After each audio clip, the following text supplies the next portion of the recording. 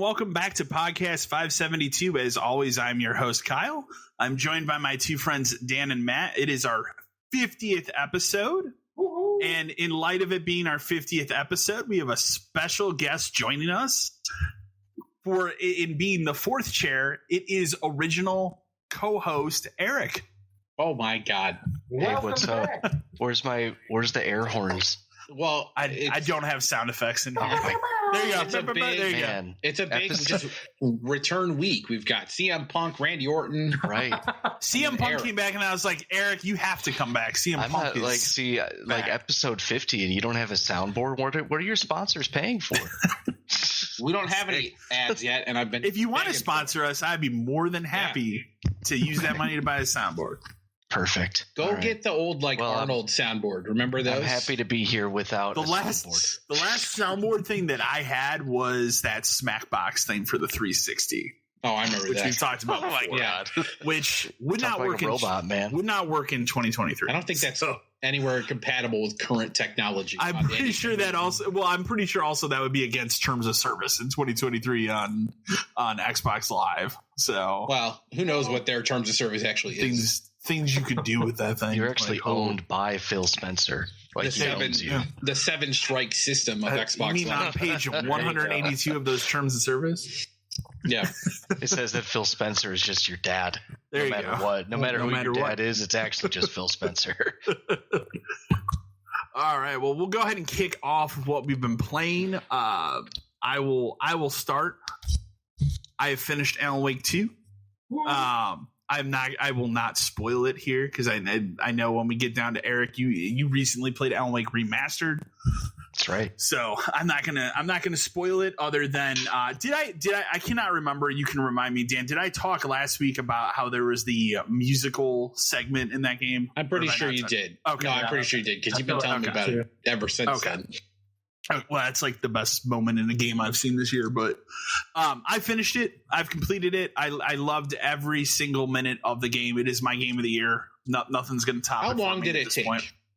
It took me, granted, I did, here's the funny thing. Like, I did what I did with Control, where I kind of ran around and collected everything, but it's not like Control where you can go back easily to places. Oh, okay. It's more linear. So I missed some stuff. So like if you're paying attention, you can easily get everything done in one run.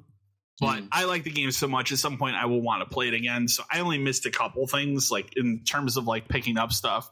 But for me, and I spent a lot of time looking around at stuff in that game. It took me about 16, 17 hours to do the whole thing. And that seems like a lengthy time for a single player game, but I felt it was the perfect length given the story. Because you're also going back and forth between two character stories, so That's pretty close to what I spent going through the first one remastered. I think it was 14 hours, maybe. Okay. And I collected what I came across, but I didn't go out of my way like the pages and stuff. Yeah. It's a caveat to that. That does include the 2 DLCs. Okay, fair. Yeah. They are going to do DLCs for this game, but they're not announced yet. So I'll wait until the first one's out and I'll buy that. So I can see where they will. It ends in a way where you're going to get an Alan Wake 3. I'm sure this game was pretty successful, but also I do want a Control 2. So now that this is probably done, next, right? So I'm sure that is like the next single player thing. They're also thing. So that is just a co-op thing is what they're calling it now. Oh, okay. but that's all they've really said. It will be a paid, like, you buy the game experience. It's not a free to play. That's fine. So whatever that originally one has kind of shifted to this co-op experience, which is fine. It's set in the same universe. So I imagine maybe it's like you are agents of Control going out on a mission. That would make sense. Okay. Very much like this. Yeah. Because like Alan Wake 2, like I said, as I said last week, it is not only a sequel to Alan Wake, it is also very much a follow-up to Control. Gotcha. You are kind of like, if you know anything about Control, this is like the biggest altered world event that the Bureau of Control has ever dealt with. Okay. So that's why they've been keeping an eye on, Alan Wake trapped in the dark place, as it's called, for 13 years. But where does it fall with Quantum Break? See, that's the one game where like they could tie it in if they wanted to, but I don't know if they will, because the guy, was it Sean Ashmore? Sean Ashmore, yeah. Okay, he's a character in this game. Really? Oh, he is. So his character arc is funny. So like, he is the sheriff of the town, right? Okay. In the very beginning of the game, once you can get past playing as the victim, as I told you about last week, and you take over as Saga Anderson, you meet him as the sheriff, and then when you go down into the morgue to see like the body, there's a weird thing that happens where he just fucking disappears. It's very Twin Peaks like. Okay. So then what happens is, when this all happens and he disappears, he shows up in the dark place with Alan Wake. And he shows up at random times. So like, and you'll know that he's coming up. Missed opportunity. Yeah. So, well, wait. So you know that he's going to be around the corner because he's whistling. So you hear like a whistle. And it's like, oh, that dude's going to be behind this door. And every time you meet up with him, he has like a whiteboard where he's trying to figure out how to escape the dark place. And he's just like, it's like, we're stuck in a dream. I can't figure it out. This really seems crazy. Like a missed opportunity. It does. Make him a Quantum Break guy. You could. I mean, I don't know. They still could. I guess they could, but like, wouldn't it have just made more sense if they could have just like? Now, Quantum Break was a long time ago, and I don't remember if I even finished it, but it really feels like they probably could have shoehorned him into this too. I mean, I did. I've actually recently been looking to go back and play through Quantum Break again, because I remember like not hating that game. I thought it was fun. It wasn't quite what I wanted it to be. Like, Control got it there. The TV show aspect of it slowed it down too much. Yeah, it did. So, the other thing I'll tell you here, I guess, let me ask this, because you put it on your list too, Eric. Have you finished Control? No, I just started it up. You just started it. Okay. Last night. Yeah. Okay. Yeah. So let's just say that pretty early. I'll say this: the brother in that game. Okay. So, like, you're Dylan. Okay.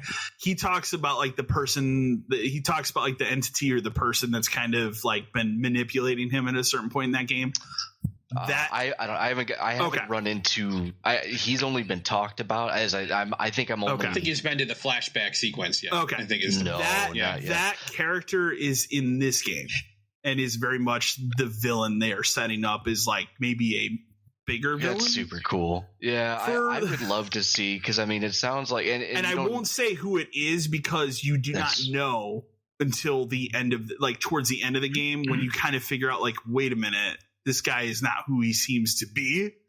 It's very cool. But then I was looking at stuff online, because I'm like, man, this guy's name sounds familiar. And then they tie it into Control, because they have an agent from Control that's like obviously in this town because all this shit's going on. Right. The FBC. And they from the FC, because your character Saga Anderson is FBI. She's never heard of the FBC. So when all of a sudden at some point they kind of just come in and crash the party. And then she's like, she has no idea what's going on. It is, the game is wild. I can't wait to play it. Yeah, no, I'm the other thing that's cool. Have you seen? So you're pretty early in Control. Yeah. Do you know anything about the band that plays the song in Control, the Old Gods of Asgard? Well, I know them from Alan Wake. You know them from Alan Wake. Okay. Yeah. So they are a huge part of Alan Wake 2.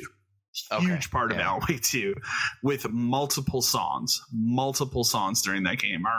It is amazing. So, Alan Wake 2, I cannot recommend it enough. I mean, Control was my favorite game of 2019. Mine too, yeah. And I did not go like, I'm not a huge fan of the original Alan Wake, to be fair. Like I thought it was okay when it came out. I recently replayed it before this one and was like, this new one, I just absolutely adored every minute of it. So highly recommend it. I won't go any further into it because I really don't want to spoil it, especially if you're working on Control right now. So, but the only thing I would say between the two is like Control. So like Control has elements of Twin Peaks and X-Files that leans more towards the X-Files, and Alan Wake 2 is very much Twin Peaks. It would be the easiest way I can describe the two, like straight up. Fine things that they borrow are ridiculous. So, and I also like, it's not, I wouldn't say it's scary, but it is like a lot creepier than the first game. So they do a lot of cool stuff in this one that's fine by me. Yeah, I can, really well done. I'll be okay. So love that. The other thing I've played about half of, and I paused because I felt like I was blazing through the game too fast and I don't want to finish it right away. So I've kind of put it on a little pause, but I'll honestly probably play more of it this weekend. RoboCop Rogue City. So I had, what was it, last week or two episodes ago, I was, struggling to get a copy of this game because it sold out everywhere. And then finally the copy I ordered shipped. It is a massive love letter to RoboCop. It is, the way I would describe it, it is what the third movie should have been. Story wise, like obviously we know it combines events from the first two movies. So like they have that Nukem drug from the second movies in this game. The main villain of this game is the villain from the first movie's brother that has come to town to kind of fuck shit up, I guess would be the way I would describe it. Why did you melt my brother with acid? Why? You actually get to revisit the scene of where that happened in the game. Oh, good. Where he explodes all over the windshield. It's pretty good. They still have the chalk outline from where they killed you. It's good. In the steel, it's pretty good because he has like a flashback sequence. Because once again, like the movie in this game, there are elements where you're having like some problems with your system, and you start having those flashbacks and stuff. So, the biggest thing I would say is like you have to go into it being, obviously if you're not a fan of that 80s RoboCop movie, I don't know why you would play this, but with knowing that, like, how RoboCop moves, he's big and clunky, you hear the doosh, doosh, doosh when he walks. So like as a shooter, it's not fast. It's kind of, slower paced because RoboCop's not, sprinting. You do get a dash later on. Yeah, he's not speedy. But you do get a dash move like later on. It has a skill tree. This is a RoboCop game, has dialogue choices. That's weird. So, which is crazy. Yeah, like there's different. There's a bunch of different side quests and stuff you can do. Also, it's a very like if you're going for achievements or trophies or whatever your thing is, very easily obtainable game. Like it's not challenging at all to get that stuff. So but I played about half of it, and the part I just did now, I fought with an Ed 209, and then he turned against me and I had to fight him. That was pretty rad. So and they totally do the thing from the movie where like when that Ed 209 like starts getting corrupted, there happens to be a police guy there and he just fucking mauls that guy with bullets, and it's literally just like the movie. And I was like, whatever, you can do it, that's fine. Like so I've had a blast with it. I'll probably finish it this weekend, but it is everything I would want a RoboCop game to be, and it makes me now want to go find a copy of that Terminator game that these people did. Because apparently that's really good too. It's kind of hard to find that Terminator game, like a physical copy of it. Not surprised. So, that's the way gaming is going, man. It's getting hard to find physical copies of anything. Unless you buy it day one. That's for sure. Other minor things that I played. So the Dragon's Dogma. And we'll talk about Dragon's Dogma 2 in the news, but Dragon's Dogma, I was going to do like PC and then switch back and forth to like between my Steam Deck and PC. That's not the best option. So part of it is like if I want to do PC, let's say I want to mod the game, those mods aren't going to carry over to Steam Deck and your save is going to get corrupted. So I can't do that. The other thing was I experienced some weird, that game without modding it has issues if you have a high frame rate monitor because it's old enough that it would have those types of issues. So like the first time I loaded it on PC was fine. Next time I go back, it's just black screen. I had to go dig through some Steam forums to find out, this game has problems with high frame rate. You can mod it to fix that. And I'm like, well, that doesn't help me. So I went back to the Xbox version, or whatever that came out a couple years ago. I played a little bit more of it. I don't know if I'll continue it because I feel like Dragon's Dogma 2 very much will be like the next Dark Souls, where it's like a spiritual successor, and there'll be a lot of quality of life improvements that Dragon's Dogma, going back and playing that game 10 years later, there's a lot of things that need improvement.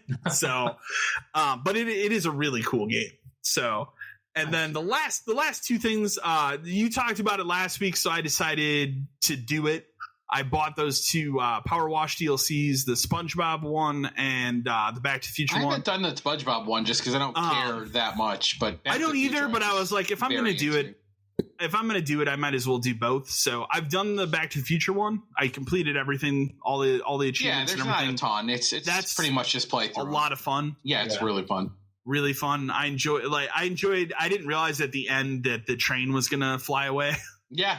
That was cool because like the little extra touch, because like that game has tiny little things like that, but the extra touches of like the car leaving and the train flying away and like the Jaws hologram and stuff. Jaws hologram, really cool, it's just too. Fun extra stuff that if you like the movies, it's just a bonus for you. And I don't know how this will be on PS5, but the SpongeBob. So I started that tonight. I played just the first level is just washing SpongeBob's house. And I think it's SpongeBob's house, Patrick's house, and Squidward's. It's like that whole street. So you have to do their three houses because you're technically like underwater. Has frame rate issues, getting close, just getting close to things and then shooting water when you're already underwater. Just kind of messes the game a little bit. So we'll see how it goes with other levels, but otherwise it looks really cool. Like it really looks like you're in that cartoon. Yeah. Even the structures. So you know how like they'll put down structures for you to climb and stuff to clean. Those are all made out of material from that TV show. That's cool, and it's really cool. They do really good work on that kind of stuff, and that's why like. Makes me want to look at those ones that don't have they gave away stuff that was like free, which is cool, but like they actually put in effort to the paid ones. Yeah, they're short, but I feel like it's worth it. Like the SpongeBob one, I'll probably go back and get it at some point. Especially now that Power Wash is just going to be a plus game this month. Yeah, so like cool. I have a physical copy. I'll just put that away, and then this way I can just kind of always play Power Wash whenever I want to, and I don't have to put the disc in anymore. Well, the reason I went to Power Wash is because I was going to buckle down and buy the most recent House Flipper DLC they put out is now on console. But then I was reading that it's like super broken and that killed my mood. But I was like, I want to play one of those games right now. And I was like, I'll do. I remembered what you said about the Back to the Future things. I was like, I guess I'll get these. So I did. So Back to the Future's done. I'll finish up SpongeBob. And I'll be good there again until whatever they do. I hope they do more. I'm sure they will. Like, it seems like they've been very successful. It's the kind of thing where they could just keep it going forever. I think as long as they get interesting properties, it's totally worth like continuing for as long as they I feel like they've been doing a good job with doing that too, based off what you guys are talking about. It's a kind of game that could exist like every couple months and doesn't really need like a sequel. Yeah. Not until it gets to a point where it's like, okay, we have an engine update or something where we need to, where we're forced. There's new tech or something, or we can make things bigger. Yeah, there's make that water look more realistic. And then the final thing, and I only did this because I happened to turn on my system one night. It popped up on the recent like release to Game Pass, and I was like, oh, I guess that's a thing they did. They released a 10th anniversary update for Killer Instinct. Yeah, I saw that they did that. That's wild. And that was enough for me to be like, all right, I should revisit Killer Instinct, which it's about 60 gig download. Oh my God. Which on my connection, it didn't take long, but like that's hefty. So playing that, it I don't think it looks that much better visually with like the Series X enhancements. That part of it was kind of disappointing. But what's cool now is that it has all the characters unlocked. So even the DLC ones, I forgot like the Arbiters in that game, General Ram from Gears of War is in that game. The Battletoad, one of the Battletoads is in it. There's this really weird, creepy. I kept calling her the Ring Girl. I'm not sure what she's supposed to be. I know what you're talking about. But like she moves her head around like her neck's broken, and it's very creepy. Okay. So, but yeah, they added a lot of characters to that game. So I briefly looked at it. And then I was just kind of having fun because like I unlocked an achievement for playing as one character, and then I went and looked at like a lot of these achievements I unlocked 10 years ago when that came out, because it was a launch game for the system. So but I had fun with that, and then I was like, I'm good here, and deleted that. But like even playing a couple matches, like that was a very competent fighter. It was back then. Like it was very good. Played very well. So it'd be cool to see them do another one. Well, but it plays very well. I would like to see them revisit that. Maybe they're trying to drum up interest with this 10th anniversary edition. So I don't know. That might be one of those things where they just never go back to it. If it ain't Teo Fang, I don't want to mess with it. Yeah, there you go. You need to see those bruises. I will kick it over to you, Dan. What have you been playing? So, I mean, since last time I really haven't played anything new. It's been mainly focusing on finishing Like a Dragon. And I did finish the story of that, yesterday or the day before? I think yesterday. Okay. Man, that game is phenomenal. It so really good. Is.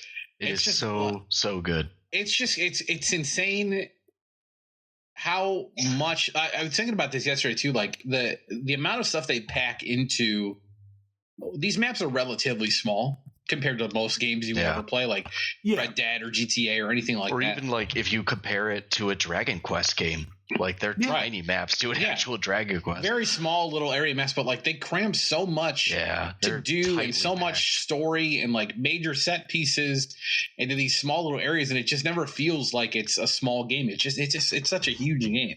Well, and I think it's like probably like one of the most like genuine like games I've ever played. Like it's just like it knows exactly what it is. It knows who its audience is, and they just wrote a great story. Yeah, and it rides a really strange line of being like very dark and serious and emotional, but it's also bizarre and and goofy, strange and weird, and it toes that line like so well. It goes in and out of all of these different like things within a couple scenes. Like you fight an excavator at one point in this game. Like you literally fight a tiger, a bear. You can fight a giant Roomba. I was thinking of the crawfish. Yeah, but then at the same time, like the final like cutscene, Eric and I were talking about it. Like it is oddly emotional. Like just because there are a lot of twists in this game, and like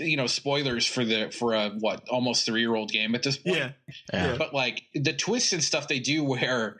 I texted Eric like right after it happened to me, like the dad reveal in that game. Yeah. Where not only do you reveal like the one guy is not the other guy's father, but you reveal he's your father because you were like born on the same day in the same circumstances.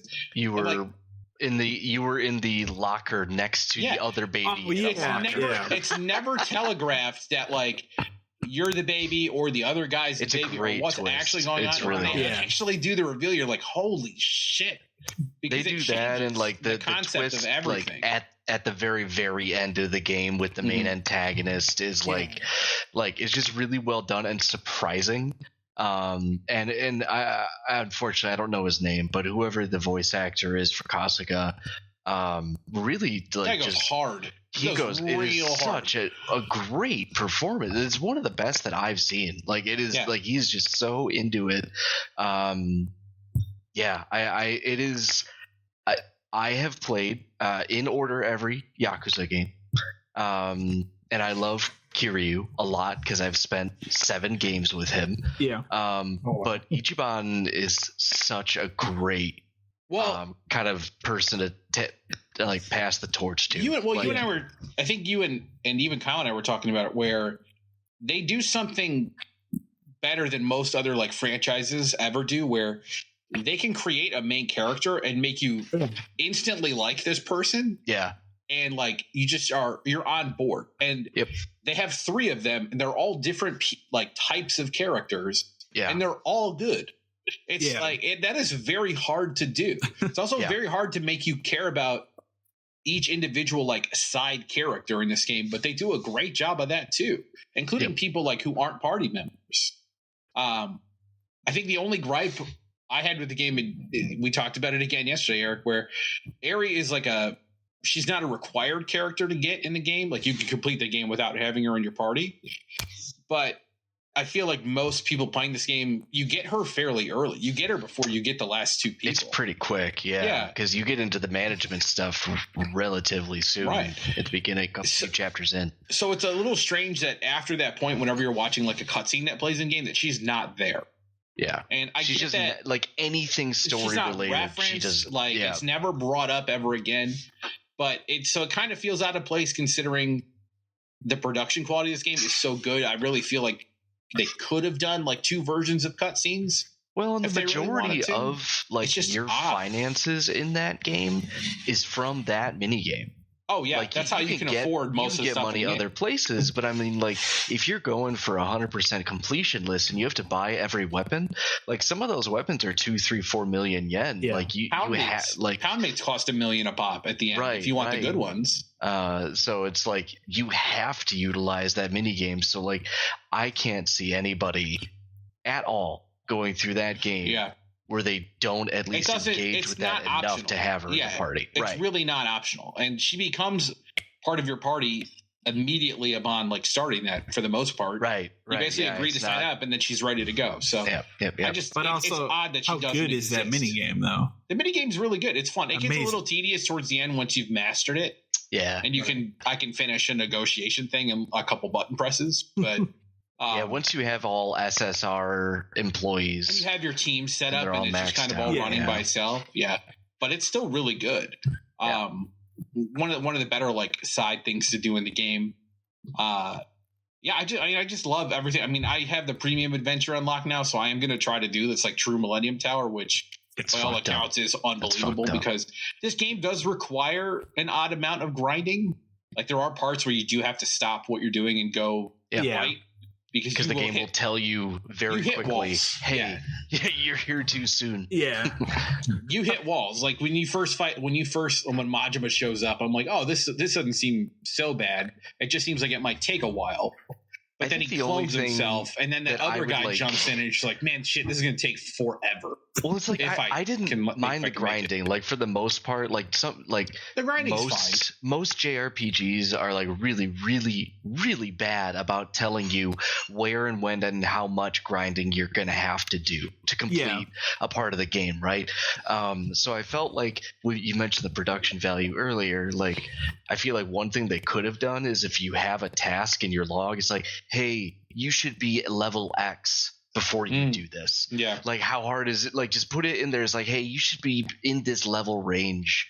And then you'll be fine. Because otherwise, if you go into it, you're going to spend, 3 or 4 fights beating your head against it, trying to figure out like if it's even possible for you to do it. And then you get to the point where you Google it and it's like, okay, you need to be 15 levels higher. It's like, well, I wish I knew that before I started and I wasted 2 hours of time. Well, the game has a very like I wouldn't say difficult, but like it definitely has a built-in like weakness and like strong against things. And if it doesn't telegraph that well. If you hit people with the wrong type of damage, it just takes forever. Like you can still win. It's just like they'll resist everything. They'll do no damage. And these are like the most like nitpicky things, right? Like the game is so good. But it's just like when you spend 120 hours with a game, it's easy to identify, man, I really wish this quality of life thing was different. Well, I told you my main gripe is it's another one of those games, and it's like Final Fantasy 13. It's a system that pisses me off for like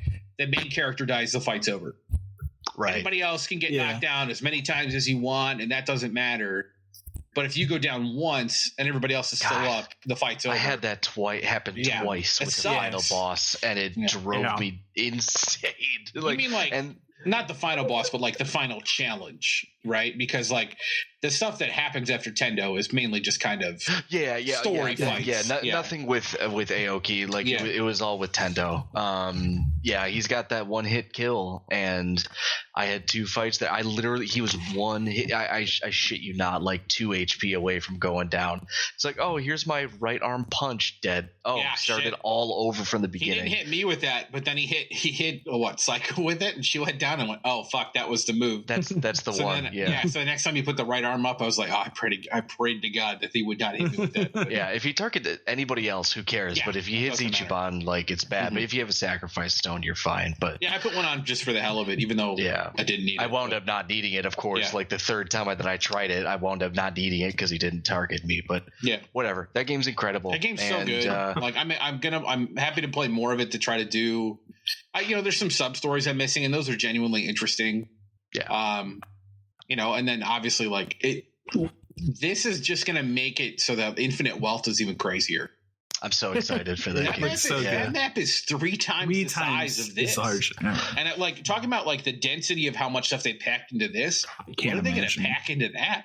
Oh my god! It's also fun because it's a new map, right?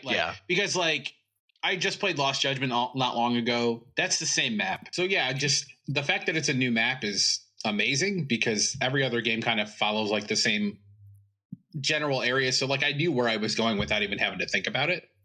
So I'm excited for like, Hawaii and all these new maps. And like they've been putting out some clips of some of the new stuff. And it is crazy. Did you see the one where like the guy had like he shot somebody with a squid? That was like a special move. Yeah, that's amazing. Has this studio ever done a map of like any part of America before? I don't think so. Not that I can recall. Okay. No, Eric would know better, but like I don't. So this would be interesting. Yeah, no, I mean, like, going to be. Yeah, it's. I'm also interested to see like for all of them. So. Yeah, I'm interested to see like how he gets there and like because this one kind of ends at I wouldn't say like a weird point, but like he kind of walks off and like everybody's kind of standing there. I'm really interested in the context. I want to fill the gap. Yeah, like why he's there, why Kiryu's there. I don't know if you've watched the most recent like story trailer they put out like either yesterday or today, but even in that trailer, it's still not clear. No, I don't. So like there's clearly a shot of him like getting on an airplane, and then the next shot is him waking up naked on that beach. And I'm like, it's going to be like a chapter. How did we get there? Reveal. Yeah. If they do it like, if they do something like where it's like a Hangover-esque thing where you spend the whole game figuring out how you got to Hawaii, like that's fine. Yeah, that's fine. That's what I'm saying. Like it'll be like a chapter 12 reveal. And he can't leave because he doesn't have a passport or documentation, so he's stuck in Hawaii. And you're broke again, and you got to work your way up out of the homeless camp again. You got to get infinite wealth. Yeah, I'm excited. Hey, there you go. Yeah. So yeah, overall, like fantastic game. I probably should have played it sooner, but I was still in that like Lost Judgment mode. So, but yeah, I got more to do, and I don't know if I'm going to finish this tower, but I'll try. The only other major thing I played was I did play more Super Mario RPG. I think I have 2 of the stars so far. I haven't played a ton of it, but opened it yet. It's still really good. I will say, like as someone who's played the first one a lot, or the original a lot, there are a couple things here and there that kind of irked me about it. Maybe it's just because I'm so ingrained to like the first one, but like sure, I said it last time. Like the music is slightly off. Yeah, or something. Like the music is just not what I remember as much. But that's okay. I can kind of get over that. They've changed characters' names, and I don't understand that's a little why. Weird. Like the first main for like localization or something. No, they've changed them from the first game. So like the first major boss you fight in the original is the knife guy, Mac, in the castle. And the whole thing was like, oh, it's like Mac the Knife. You know what I mean? Like that's a reference from 30 years ago. But his name now is like Clay Morton, and there's no reason for it. I cannot figure out why they would have had to change this. Yeah, it's just when it came out, I was like, oh, I'm gonna go fight Mac now, and it comes out, it says Clay Morton. I'm like, what? Yeah, did I have that wrong the whole time? I don't understand. But that's a little strange. Really hasn't been much else different so far. I mean, I've only through the second star, and like doing the Bowyer fight again is great. It's a little different this time because that's where they finally introduced like triple attacks in the game, which is neat. Because so far the little like bonus thing where you call Toad in to give you something hasn't really been worth it most of the time. Not at all. Yeah, I just don't. I almost forget to use it just because it seems kind of pointless, and it's so random. Same here. But now that it's triple attacks, it probably actually seems like it'll be a bonus. Yeah. Yeah, like it's still Super Mario RPG. It's still like really good. I also kind of feel like this one maybe is like a touch more difficult. I don't seem to be leveling as fast. That's interesting. Yeah, it's a little weird because like I'm only like level 7 and I'm through 2 bosses, and that seems low. It seems a little low, yeah. Maybe I just used to over level all the time, but like I have had people die more often, but it doesn't really like slow the game down. It's a little weird. Like there's parts of it that are different. Like it's made by somebody else for sure, but it's still a great game. It looks incredible. Finally getting Gino and like going through the little thing with like the dolls and stuff was fun. Yeah. It's like so it's great. It's Super Mario RPG. I'll probably have it finished by the next time, but it's something I plan on looking at probably when we're on break here. Yeah. And then once I think too is like I haven't played a ton of it. I'm already on 2 bosses in, and I'm almost kind of doing a low level run, so I don't think it'll take me that long to finish, but it's great. I love it. But that's pretty much it for stuff I played. By you, Matt. Well, talking on Super Mario RPG, I just defeated the booster, who is a guy who has Peach. Yeah. So, and it's funny you talk about that leveling up thing, because I kind of noticed that too. Like, I already got Bowser. I'm about to get Peach, and I'm at level 9. Yeah, see, like it's weird. And I looked online because I kind of forgot where the backdoor entrance was to the castle. Okay. So I was like, all right, where the hell is... I was like, I know I'm missing it, but I couldn't remember where it was. And I was watching this other guy play, and his level was like 15, 16. And I was like, maybe I should go back and like just start running through some enemies so I can build my experience back up. So I actually think that's what I'm about to start doing. I think I'm going to jump into the other earlier maps and like just start running through people so I can boost my experience up. Because I kind of feel the same way. Like I die a lot, but it doesn't really like stop me from beating I don't fail. Like people die, but I don't fail.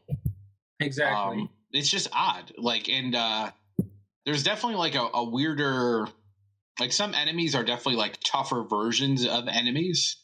Like they will take far more hits than a normal one would. It is kind of weird because I fought the same boss, like not the same boss, but I fought the same person or the same like crystal thing twice. Oh yeah. Mm-hmm. And in one match, I got like 10 damage off of him with Mallow. And then the next match, I got like 1. Yeah. So Mallow, it's kind of like, I don't Mallow really almost know hits what for to nothing. do. Yeah, not weird. For shit. Like I was like, wow, okay, why is he so weak? But I think that's what I'm going to start doing. I think I'm going to grind just to kind of get past it. I agree with you. That Toad Assist thing is really kind of not worth it. No, it's too random. Yeah. But when you do get to the triple attack part, the cutscene for that is pretty cool. They're pretty good. Yeah, it's pretty good. I was pretty dope about it. But yeah, I mean, like Dan said, it's Super Mario RPG. It's a lot of fun. I've been enjoying it, and I actually think my son might be interested in playing it, which is kind of cool. That's cool. So he asked me the other day, I was on it, and he was like, "Are you done with it?" And I was like, "No, not yet." And he was like, "Oh, okay." So I think I'm going to offer him to play it once I'm done with it, so that he can try it. We're kind of going through the same thing in my house too. Yeah, exactly. Then that's it for Mario RPG. I jumped into Elden Ring. I know that's kind of like probably not a game I should be playing. Ratatouille on Game Boy Advance to Elden Ring. I don't think that's the same thing. What a jump theme. Up. Yeah. But I got a friend of mine who's beat it like 3 times, and he's been really on me about playing a game together. So I was like, well, I mean, shit, you've mastered this game. Let's just jump right into it and start playing it. And I have died probably like 20 times, and I'm only like 30, 40 minutes into it. So it's you probably just run around like the beginning area.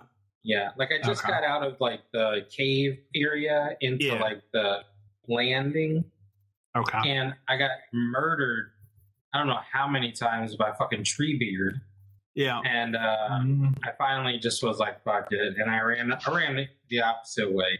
I don't even know what I'm doing. I'm just like literally running around. I think the thing that is a lot cooler about Elden Ring versus the other Souls games is you can kind of other Souls games, like it kind of becomes apparent, like, okay, you kind of need to follow this linear path to get things done. You don't really have to do that in Elden Ring. Okay. You can do a lot more explore. It's much more open. So like if you start in that opening area and you go right and that you're hitting the Treebeard or whatever, I think he was right if I remember correctly. Yeah. And you get just fucking destroyed by him, you can go explore the left side of the map for a while. And there's crazy stuff over there. I remember when I started it, I went left after getting my ass kicked by that guy too, and I ended up winding up in some like crazy cave with these weird creatures. Like that game is nuts. So it is insane. I will say, like, the enemies on it look really cool. Like they're really dope looking. So I am kind of excited to kind of get into it. And I'm actually kind of glad to have somebody who's a way higher level than me. It should be a lot easier to play co-op in that too, because like that's the other thing. Those games have always had like a really just awful way of playing co-op. Like if you want to specifically play it with somebody, because they're really designed for like, okay, I'm going to throw down this stone and someone random is going to help me with this boss or this area. Elden Ring's different. It's more, you can do co-op more. So but I would, especially if you're not like a huge Souls person and you maybe don't like dying a lot and get angry, it might be a good idea to have somebody there to guide you through. Well, I mean, I finally was like, I need to peel the plastic off of one of these games I bought 2 Black Fridays ago. So I was like, let's just jump into this one. There you go. So, I'm into that. So I think I'm going to try to link up with him and try to play more this weekend and maybe next week too. The other game I decided to buy, because it was on a Black Friday deal, was Sleeping Dogs, the definitive edition. Yeah, okay. I saw a couple of videos on it randomly on a TikTok, and this dude was talking about the combat on it, and so he was showing a bunch of different like things you could do, and I was like, well, damn, that actually looks like a lot of fun. So ironically, when I found it on Black Friday, it was like $4.99, and I was like, shit, $5, I'm in. Like, let's do it. And it's a great game. It's a great game. It's really good. An hour into it. Like, he just got, he went to jail, got out of jail, and now he's like trying to come back in. That's where I'm essentially at right now. But the combat on it's been fantastic, man. Like, I am really enjoying it. So I'm hoping I can maybe knock out some more of that this weekend, and kind of get into the meat and potatoes of it. So I can't remember, what was the deal with them not making a sequel to that? Was it like legal THQ stuff? There was some kind of weird. Yeah, wasn't it THQ? I'm pretty sure it was a THQ game. So I believe so. Wasn't it? It was successful, I'm pretty sure. And they had talked about doing a sequel, and it's just, I think it fell through because of the THQ stuff. Well, wasn't it like a spiritual successor, like the True Crime games? Wasn't that like the thing? Yeah, it is. That was like True Crime Hong Kong or something. And they changed it. Yeah. So it was a cool game. I played it when it came out on the 360s. I never played the remaster of it, but I'm sure it's even better. Yeah, the remasters. I never played the original, but what I'm playing now was a lot of fun. I think they even gave me a remaster to that at like a GameStop conference once. There you go. I think that was like the physical game they gave you when you were there. Thing. And I mean, heck, $4.99 for that and the DLC that they had. I was like, yeah, not a bad deal. Let's run it. Not a bad deal. But that's me in a nutshell this week. All right. Well, now Eric's going to go over the last 2 years of games he's been playing since he hasn't been here. That's where he's been. Yeah. This is why I couldn't be on the podcast, is because I was having to play all these games. So busy. Too busy. Yeah. So I've been playing a lot more, actually, because I used to be pretty rigid about what I played, where I would only have one game going at a time, and I didn't want to start a second game until I finished that game. But then I was running into walls. I was just getting frustrated. I think Yakuza kind of broke me of that, because if you're just like beating your head against Yakuza over and over and over again, like no matter how good it is, 100 hours of the game is a lot of time of the game. Yeah, especially those games. Like if that's all you're playing, man, like That is I found I enjoyed it a lot more when I took infrequent breaks, like for a couple weeks from the game, and then I'd go back to it. So anyway, with all that, that's why there's kind of a weird hodgepodge. Like a Dragon, I don't need to talk about it more. It's really, really good. It's my favorite Yakuza story out of all of them so far. Okay. It is not my favorite Yakuza. That will always be Zero, because it was my first one, and the soundtrack and just everything is so good about that. So that's my favorite. But story-wise, this one is the best one, hands down, easily. Yakuza 0 doesn't have that incredible ending song from Like a Dragon, though. Oh my god, Ichibanka. That's such a good, it was so crazy. So good. So good. That started playing and I immediately pulled up my phone to Shazam it so I could add it to my Spotify. There you go. That game, that hell of a game. So like in between Like a Dragon, getting that wrapped up, as Dan said, I wrapped that up yesterday. I wanted to, because Kyle and our friend Tyler and a couple of the people just been talking about Alan Wake, and that got me thinking that I got that they had that PlayStation Plus. It was free, Alan Wake Remastered, and I was like, man, I have this for free. I should just play this. And it was my third time playing through the game, because I played it through originally on 360 and then on PC some years later, and now this one. That remaster is really good. It's a really good remaster of it. Yeah, it's very faithful, bugs and all, to the original game, and that's really just around like platforming, because platforming in that game is not very good. There's not really much platforming in the new one. Which is probably for the best. You could tell there were a few concepts in that original game where they were trying to kind of make it coincide with what was coming out in that era. For sure. With all the guns that you have, because I don't know if you have a whole bunch of guns in Alan Wake 2. Not really. It's pretty much just handgun, shotgun, and a crossbow. Okay, all right. So it's the same number, but like I feel like at some point you have like 20 flares and 20 flashbangs and all this stuff. You're like loaded, but still a great game. I still really like the DLC, the second DLC episode of that game. The first one is fine. One of them had like a little too much platforming, one of those DLCs. Well, to be fair, that's where it gets kind of broken. Okay, that is the second one, but I like that one because they do really interesting environmental stuff with that one, because that's the one where you use your flashlight to shine on the words, and that creates like objects and like obstacles in the environment when you shine your light on the words. You're gonna like Alan Wake too. There's so much crazy stuff in that game. So that was really good. And then I cracked into Control. I had played it originally when it came out, and then I got distracted from it from something else. I don't even know what it was, but for some reason I just never picked it up again. So this was finally, I just started over. Are you playing the Ultimate Edition? Or the Ultimate one. I wanted to play it on PS5 because I remember it being kind of rough on PS4. There was definitely some choppiness on the PS4 and a lot of 30 frames per second. So much better. They should have waited a year, I still think, to put that out on new consoles. Probably, because it really works much better with all the powers and stuff. It's really cool. It plays so well, and the performance is top notch.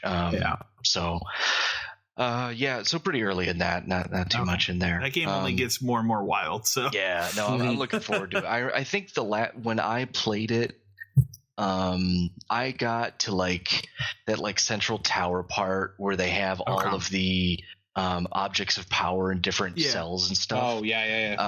So I think that's about where I left off.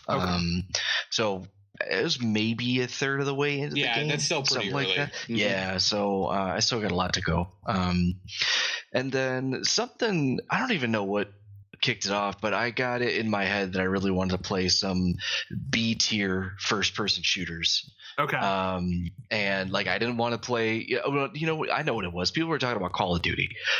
People were talking about Call of Duty, and I'm like, man, I do not. I want to play a shooter, but I don't want to play Call of Duty. Exactly. I just don't. So this luckily coincided with the Black Friday sales on PSN. So they had the Serious Sam collection, the first two Shadow Warrior games, and then that Warhammer 40K bolt gun game.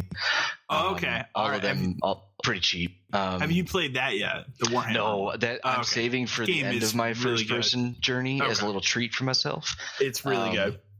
So I've never played the Serious Sam games. Never played any of them? No, I never had. So I finished. They're really cool.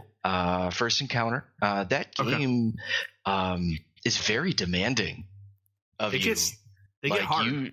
You have to pay attention and be on it. That game is really fun. I really enjoyed it. My personal favorite line of dialogue is, quote, let's get serious.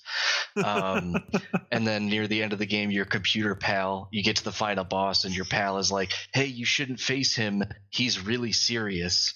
And I'm like, man, this is stupid. This is so stupid.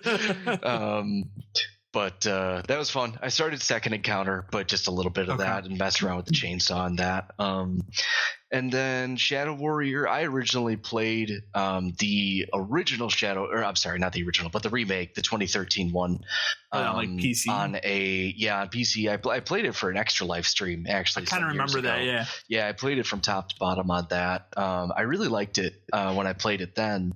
And I still like it now. The only thing is that the first game, do not play it on console. Because the performance is fine.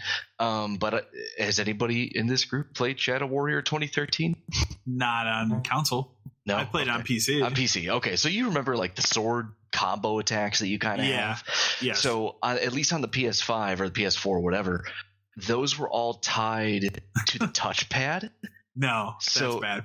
And and a directional button. Ooh. So in order to do so, you either had. I'm sorry, let me roll that back. It either was a touchpad or a directional button and a face button.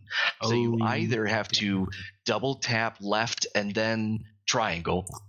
Or trigger or something like that, it'll charge up the thing or whatever, or swipe left on the touchpad. You know why that is, though? It's because the era that game came out for console was the era where Sony, because that was the beginning of the PS4, that they kind of mandated, you got to use this touchpad thing. Right.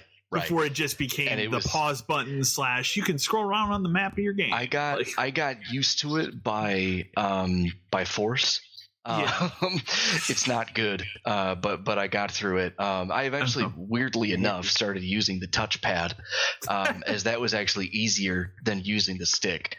But beat that game. No interest to collect shit in it, but that's just fun. The writing is horrific, but the play is a lot of fun. That is some of the.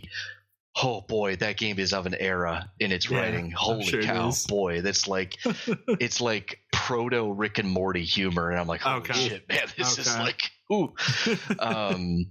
And then I started Shadow Warrior 2, and have any of you played Shadow Warrior 2? I've not played Shadow Warrior 2. Boy, so that's a different game. Okay. It's still a first-person shooter. But it's an RPG, you're turning in quests, and you have stats and character sheets and equipments. I was not expecting. I knew they added co-op and other shit to it, but I had no idea that there was a deep leveling system and all that. And I was like, there's a third one, right? There is a third one. I think it came out last year. Okay. Still the same main character, Lo Wang, and his trusty katana. Little Wang. That's good. Oh gosh, it's very stupid. But still really fun to play, which is really what matters to me at this point. And then Diablo 4, I have put 256 hours into that game. I completed the battle pass for season 1. I completed the battle pass for season 2.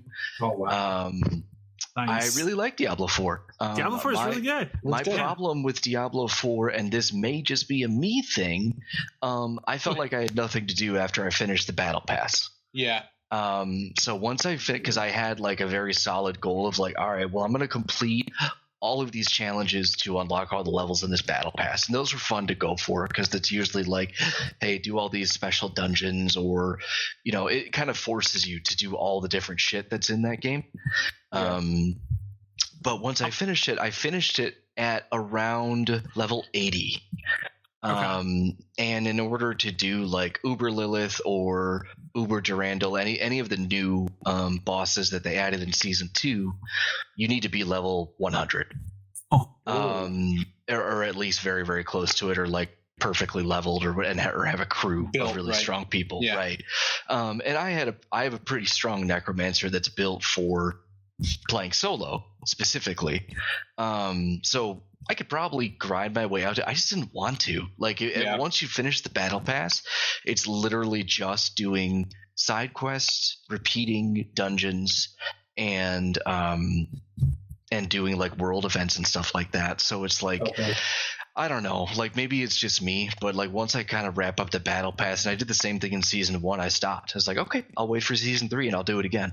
Because I really like playing the game, but I don't know. I don't know if they need to make the battle pass longer or if they need to add more to it. Probably need to just add a little more to it. Or I don't know. Like, I'm not sure what they have to do with it, but they got to do something to got to make it so you want to get to level 100 and do that end-to-end game stuff. Some kind of incentive just to hit that. There just doesn't feel like there is, because right now really the only incentive is finding uber unique items and weapons. That's really it. Well, this would be the first time I think this specific team of Blizzard has done a battle pass for a game. Like Diablo 3 didn't have. Did Diablo 3 have battle passes, or they just had seasons? I read somewhere, and I may be misquoting this, so if someone emails you in a future show, you can tell me later. Fucktard Erik, he was wrong. I was under the impression that a lot of the people that developed Diablo 4 are current or former WoW developers. Okay.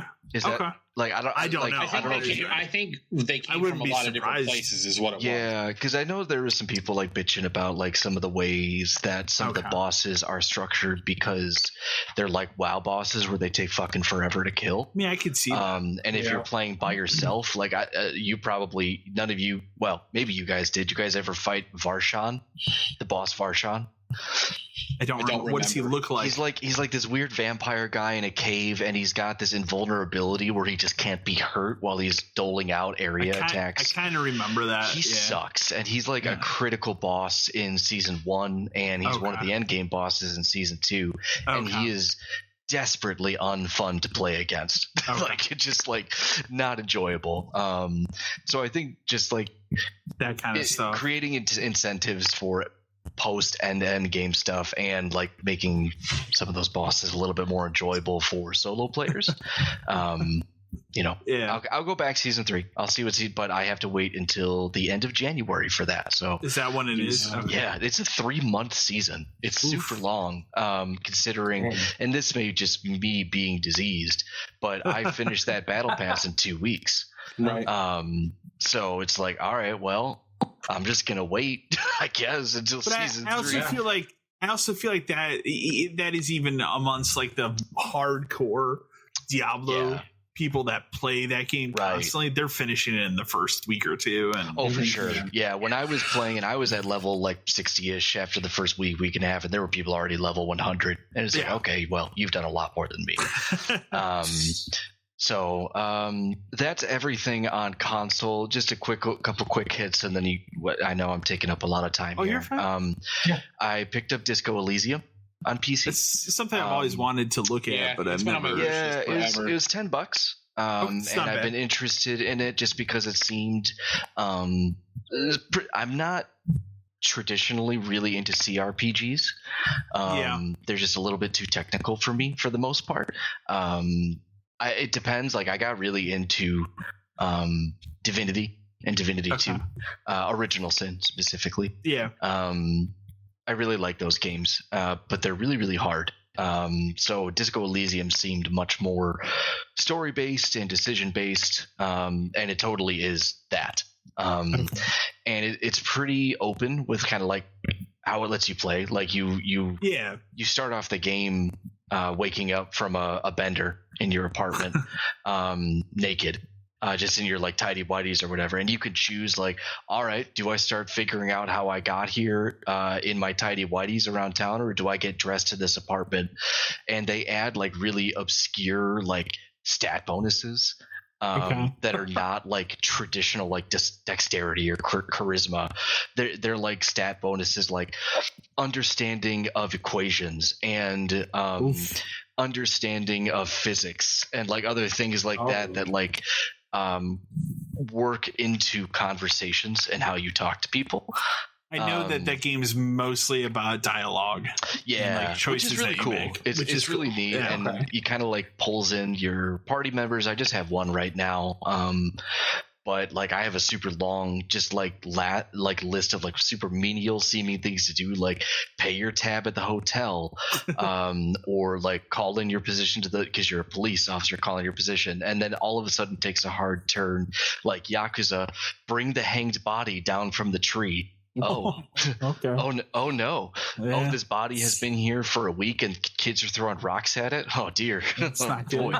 But that game seems really cool. I'll keep poking away at that. I'm sure that'll take me a long time to get through, but I'll keep poking at it. And then my old standbys, Civ 6 and Stellaris, are still out there for me. I'm at hour 800 in Civ 6. God. And hour 400 in Stellaris. So Civ 6 hasn't changed terribly on the front end for a good amount of time, mostly back end stuff. They are starting to do like regular challenges in that game where it's like a few weeks and it's a very specific scenario. Okay. And it's like a monthly challenge for everybody. Everybody has the same starting scenario, and you have to get the highest score or victory or whatever. I started it. The problem with a lot of those scenarios that are built into Civ is that they are built in vanilla Civ 6. So they don't have any of the extra kind of quality of life stuff from the expansions. Yeah. And you cannot use any of your mods. And I don't use any quote unquote cheater mods. I use all UI stuff. So it's all just like UI improvement, trade improvement, just to make some of those systems a little bit easier to navigate. So all that stuff gets taken away, and it's vanilla. So you got none of the extra stuff from Gathering Storm or Rising Tide. I think there's another one that I'm forgetting. Doesn't matter. So yeah, it's fine if you're really into it. I'm not a pro player, so I played it a little bit. I was like, no, I want to go back to my baby boy games. And then Stellaris, on the other hand, I feel like every update I play that game, it is a massive change to the UI of that game. So I won't get too into it because it is so stupid technical, but the way that they get into like managing your individual planets and governing your sectors and planets and managing your fleets and everything like that, it's a lot of really, really good quality of life stuff. That's cool.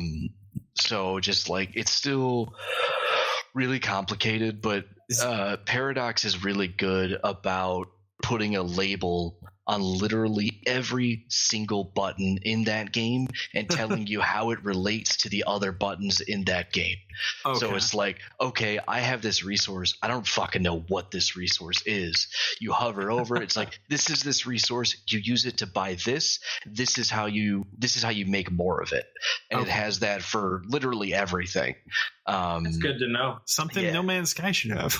Yeah, it's really good about like, so it's a shitload of text, and like the learning curve is very steep. So just be like, if anybody wants to try it, be forewarned. There is also a ass load of DLC. There is There's much a lot DLC. for that game. There I've is seen so much. So I mean, most of the critical updates, they're all in the base version of the game. The main stuff that they add is like race types, and then a lot of the starting scenarios. So you can have a starting scenario where like you don't have a home world. All that's left of your civilization is one piece of a ring world that survived destruction, and your starting out, figuring out how to operate a piece of a ring world, find the other pieces of the ring world, put them together, and just like it completely segues your origin and kind of how you play the game. That's crazy. It's really cool. I love that game. That game is so cool, and so deep, and lets you be really cool and like a savior of the galaxy. Or do you think they ever make a sequel, or they just keep updating this game? I think they do. Okay. Like at this point, like Paradox always makes a sequel, but all of their games have a really long tail. Look at how long Cities Skylines was around. True. The original, like to the two one just came out. That first game's been rolling for like a decade with constant updates and DLC. So I would imagine that Stellaris 1 probably has another 4 or 5 years on it. Okay. And then we'll probably see a Stellaris 2. How much money are we talking in terms of DLC for that game? Like hundreds of dollars? Base game? No, I would say. But the DLC goes on sale pretty frequently, except for the most recent one. So the most recent one will stay at $20, and then you can usually get.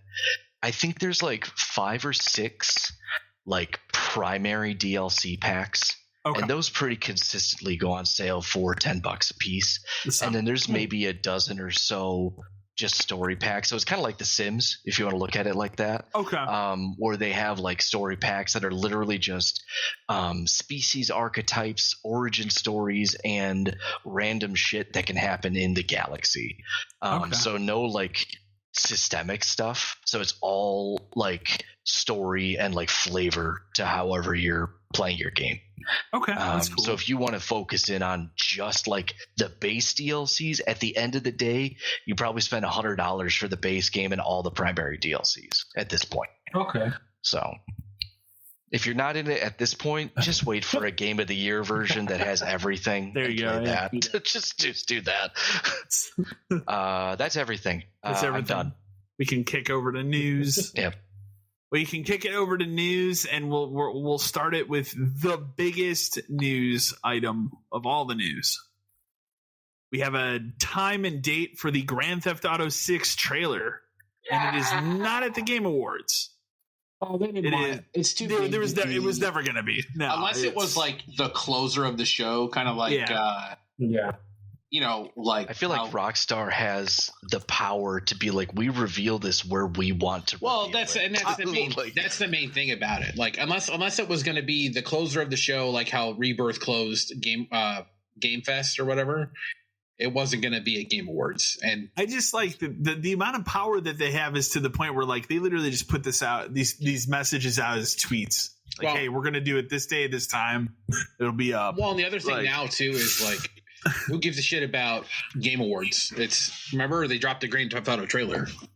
So that's unless something major happens at Game Awards, which I can't see there really being anything that's even close to this level. Well, what would you rather have had? This trailer come out a couple days before the Game Awards or the day after? If I'm Rockstar, I want it before. You want it before? Okay. Yeah, because like I said, about my shit. Nobody gives a shit about Game Awards. So it'll drop Tuesday morning, 9 a.m. Eastern time. No idea. They just labeled it Trailer 1. No idea of, are they going to throw an actual date on this? Do you think? Or what do you think it is? Do you think it's like a 2-minute CGI? I think it is a song kind of a thing. Probably. Like, I always think back to the GTA 4 trailer, which I want to say the original was like a minute long. It broke the internet. Yeah. And that had a date. And that was very much a situation like this where it was like, hey, this is out in April. And then remember it got pushed to like a week or two. Right. So Rockstar, at least at this point, it really seems like they've been doing this for a while. When they release games, it's kind of like it'll be out within a 6-month period. We already know that the period of when this game is coming out is between March to April of the next year, their fiscal year. So I mean, for me, if they're putting a trailer out now, they're putting it out at their own time. It's not the Game Awards. I could easily see this game coming out like April, May of next year. Possible. But I mean, it doesn't matter when it comes out. No, and this is also a game where like we talk about it a lot. Where like we're tired of them announcing games years before they come out or whatever. This is the kind of thing where they could be like, it could say fall 24 at the end of it. And everybody be like, okay, fine. Like it's not. This isn't one of those ones like Elder Scrolls 6 where we fucked up kind of a thing by saying anything. This is here's 2 minutes. It's a song. It's GTA 6. Here's the logo. It tells you where it is, or at least like what it's. Because it clearly looks like it's like Florida again. Here it is. It's a song. Vice City. That's the trailer. but it just seems like it's Florida again, which is fine. And I'm super into going back to Vice City. Yeah, it's been long enough. But so now I've thought about a little. So we talked about a little bit in text earlier today, and I thought about it because like I was really into the idea of it being in the 80s again, right? It's like okay, I don't think it will be, but I thought about it more here. Okay, I'm imagining Rockstar's take on modern Florida. Yeah. So exactly. You know what? I thought about that and I'm like, all right, I'm in. Let's go. Well, the other thing is like if it's Florida, I think a cool thing to do would be like, it's like southern Florida, like Miami, but then it's also like Cuba and something else. That'd be awesome. Yeah. Where, like, you could go to different, like it's not just because obviously this map's going to be bigger, right? That's do something like this is probably stupid, but like let's say you have 3 cities, right? Let's just take a San like Andreas 3 major approach, cities, right? And then you have like a Vice City, you have a Havana City, let's say, and then maybe something that's on the Panhandle. Well, like you could even go. You could like New Orleans would be a cool place to go to. Yep. But that's something I feel like you could say that for like this is a DLC expansion. Like we're adding like a third bring back Gay Tony. But a cool thing to do would be like if it's like Florida and like the Keys and like Cuba and like those islands. Yeah. Then you bring back like, the puddle jumper planes and you're flying to these islands yourself and all this kind of stuff. Be pretty cool. Oh yeah. That's a great point. If they did the Florida Keys. Yeah. Yeah. You could do some weird tons shit. Of places to go. And like maybe there's a territory thing about it, like how like the Godfather games are where like you kind of take over like these islands and stuff. Here's my next thing I throw out. Do you think this game has a fully cooperative campaign? Being that it's already been leaked, it's 2 characters. So I don't know. I don't know. Well, GTA 5 was 3 characters. Like I don't know. Yeah. I feel like they really focus on, and Red Dead. It follows Red Dead too. They focus on making a complete single player story. Single player. You may see it from different perspectives and play through it different ways. Sure, but this is meant to be for you, especially since they have an already established online world. Right, for sure, guys. I have a trivia question for you that's related to this. You ready? Okay, I didn't know this. I just learned this 45 seconds ago. So sweet. How many Florida Keys are there? Oh God, it's got to be over 100. There are 800 Florida Keys. Golly. And so I mean, like if you think about it in that context, right? So if we do Southern Florida, we do Florida Keys. There is also I didn't know this as well. There is a bridge that connects all of the keys. Yeah, so I've been down to that. We didn't go across. It is a 7-mile bridge. It is 35,716 feet long. And it connects the mainland of Florida to all of the Florida Keys. That's terrible. So I mean, you want to do something fucking insane. It's like do it where you have. Obviously you're not going to do 800. The final mission of that game is you got to drive this bridge and there's fucking shit going on. Or do something insane where like let's just say you have 100. Let's do 50 even. But each 50 keys. But each one is like an enclave or like a cult or something like that. I was like something like fucked up that you have to exploit. It's like a dungeon. There's a lot I feel like they could do with like a mainland and like an island heavy map. Yeah. Where like there's tons of little things to find or do. I never played Vice City. Did they have that? Like violence or anything? No, I was Vice City is pretty just mainland. In comparison, like you go back to it today, it's relatively pretty small. I want to say it was even smaller than GTA 3's map. And then obviously you got San Andreas was the big like this is really huge, but I think San Andreas is that still the biggest? San Andreas? No, GTA 5 is bigger. 5 I think eventually got to I haven't played 5, and so I keep waiting for they keep pissing me off on PSN because it's like, ooh, Grand Theft Auto's on sale. And I'm like, I have zero interest in the online, but I haven't played the single player since it originally came out. Yeah. I have it on PC, but I never ever, and this is probably a me problem. Let's be fair. I could never get that game to run well on PC. I'm not surprised. Yeah, I couldn't do it. It's a pretty demanding game. And I just like I got to the point where I was just frustrated with it. I was like, I just don't want to deal with this. And there's a point where I just get tired of tweaking settings so that I get that perfect 60 all the time.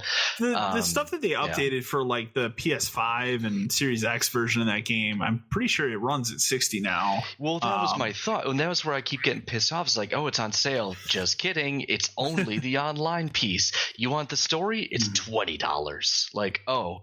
Well, that's all I want. So can I just have that? Online's where they make the money, man. Right, exactly. Yeah. So here's my final devil's advocate question on GTA 6. Do you think they make this a digital only release? No. You don't think they could? No. It's too big. I think it's too big, and I think they want that physical. The physical sales of that game is so like. That game is so culturally ingrained. Like it's up there with like it is. Yeah. Outside of like Elder Scrolls 6, this is one of the few games that like there will be a demand for it physically. And so like people, we talk about how midnight events don't exist anymore. Mm-hmm. There will be a midnight event for this game. Yeah, absolutely. Like for everything else, like Madden doesn't even deserve a midnight event. Like this is a cultural milestone game. Well, and we've talked about it before in the past too. Of like about Grand Theft Auto, the new Grand Theft Auto. Like if there is a game now that will force people that still hold out on getting a new system, it's Grand Theft Auto. Absolutely, because there's no way this game. There's no way this game comes out on PS4 and Xbox. No, there's no way. No way. There's no way.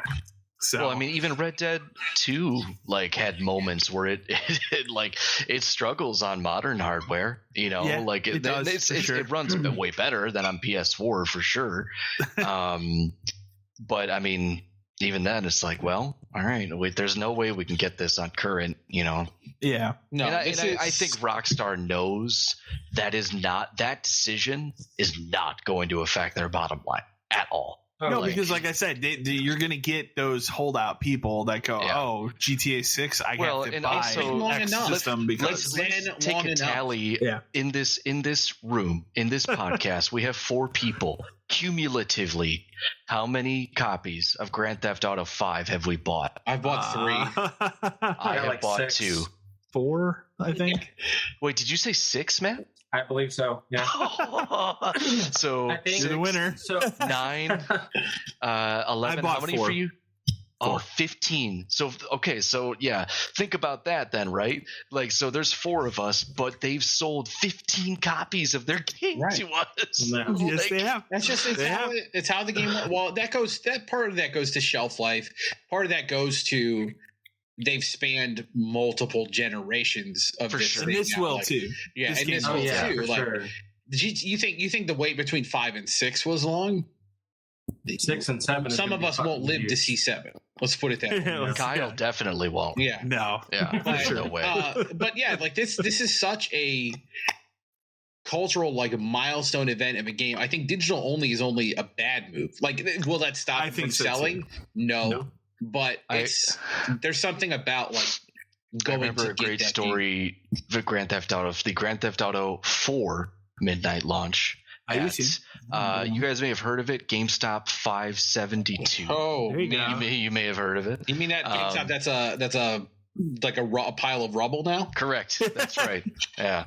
A friend of mine that I went with to that midnight launch got pulled over by the cops. On the way home because he was speeding because he was excited to get home and play GTA 4. Of course, because we go home and kill cops. And that's right, exactly. Well, this was like a moment for me where I realized kind of like because I mean, what year did GTA 4 come out? 2008. Okay, so 2008, and at that time, like video games still were not like super mainstream. Like they still not they like it they is were today. Not like this. Yeah, they were up and coming, but it was still very much like a quote unquote nerd culture. And my buddy got pulled over, and the cop came up and he's talking to him real quick, and he sees on his passenger seat the GameStop bag, and the cop's like, he looks at him, he's like, "You just pick up GTA 4?" And my buddy's like, yeah, I just got it from the store. I was going home to play it. And the officer's like, "I was on my way to pick up my copy when you sped past. I gotta go. I'm letting you off." So it was like, that was like my moment there where I was just like, "Oh man, okay, so this is everywhere." This is like, there's no escaping the long arm of Rockstar. GTA's always been like that. So didn't ever you get since posters though in all of in GTA 4? Eh? Yeah, it's you talk about like the map poster thing? Map, yeah. You get one at 5 too, so they got to do that for 6, right? That's why I was thinking like a digital release wouldn't work. Wouldn't have that, I think that's what people essentially enjoy too, because I've got mine hanging up in my game room. Well, digital release is harder for them to make, the $150 special edition, which is like I've got also the lockbox, and I've got the other harder for the situation of little Timmy broke his disc and needs another copy of GTA 6 so he can play online. Timmy. Mom, there's something bad in it, and I swear I'm not going to do that stuff. I'm not going to go to the strip club, Mom. Trust me. There is no... He just wants to drive around. There's very, very few joys in the life of a GameStop employee. But one of the only ones is telling a child, "You can't buy this game," and then telling his mother all the horrible things that are in that game. I still laugh because I know Kyle's go-to for that. Whenever he could feel like he was just wanting to shut the kid down, he would immediately go to necrophilia. Yep, I remember that. I had to explain to a woman what necrophilia is. Yeah, that was your mistake, but she didn't get it, and she just looked at me. She's like, "I don't understand." And I kind of sat on it for a minute, and I'm like, "Well, I'm already fucking here." So I looked at her, I'm like, "Ain't in dead bodies." I think didn't we even? And she kind of sat on it for a minute, and she's like, "No, you're not getting this game." And like, I think we went so far as to when we had that tablet, I saved like a screenshot of the ESRB thing. Yes. So it's like if you just need to show somebody, just show them this. We did do that. We did do that after a while. The best part is like there was zero expectation from GameStop corporate that we were that hard about it. Other than that, or it was literally just for us to make children unhappy. For fun. It was fun. That was part of it, but like at the same time, there's always that fear of like if you don't warn, there's going to be that one mother that has no idea. What would happen a couple times? And then that mother comes back and is like, "My son saw it," and I didn't feel like dealing with that. So for calling him a mother, but it was a joy. I would always go to the GTA 5 where it's like the first time you meet Trevor, he's having sex with someone, and then he curb stomps the guy outside. He curb stomps that and they were like, "Well, he's not going to do that. He has to do that to progress the story, to progress through the game and do what he's not going to do. He's just going to go online and go to the strip club and just drive around. Now he's going to the strip club. No, he's going to the strip club first thing. That's the first thing your son's doing. That's the first thing I did. Yeah, exactly. It's the first thing everyone does. Well, we'll find out. We'll have a lot more to talk about next episode. I'm guessing it's probably what the trailer is. A 2-minute sizzle reel, kind of like, here's the environment, no gameplay.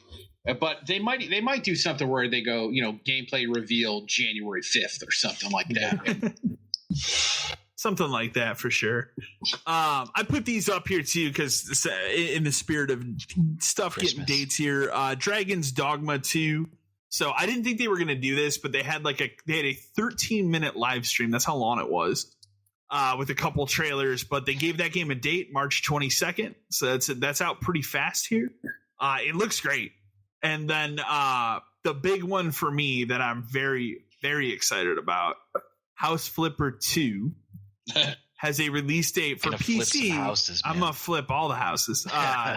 December 14th on Steam, so on PC, and then March 21st on consoles. So a little bit later. If there's going to be more of the mission-based stuff.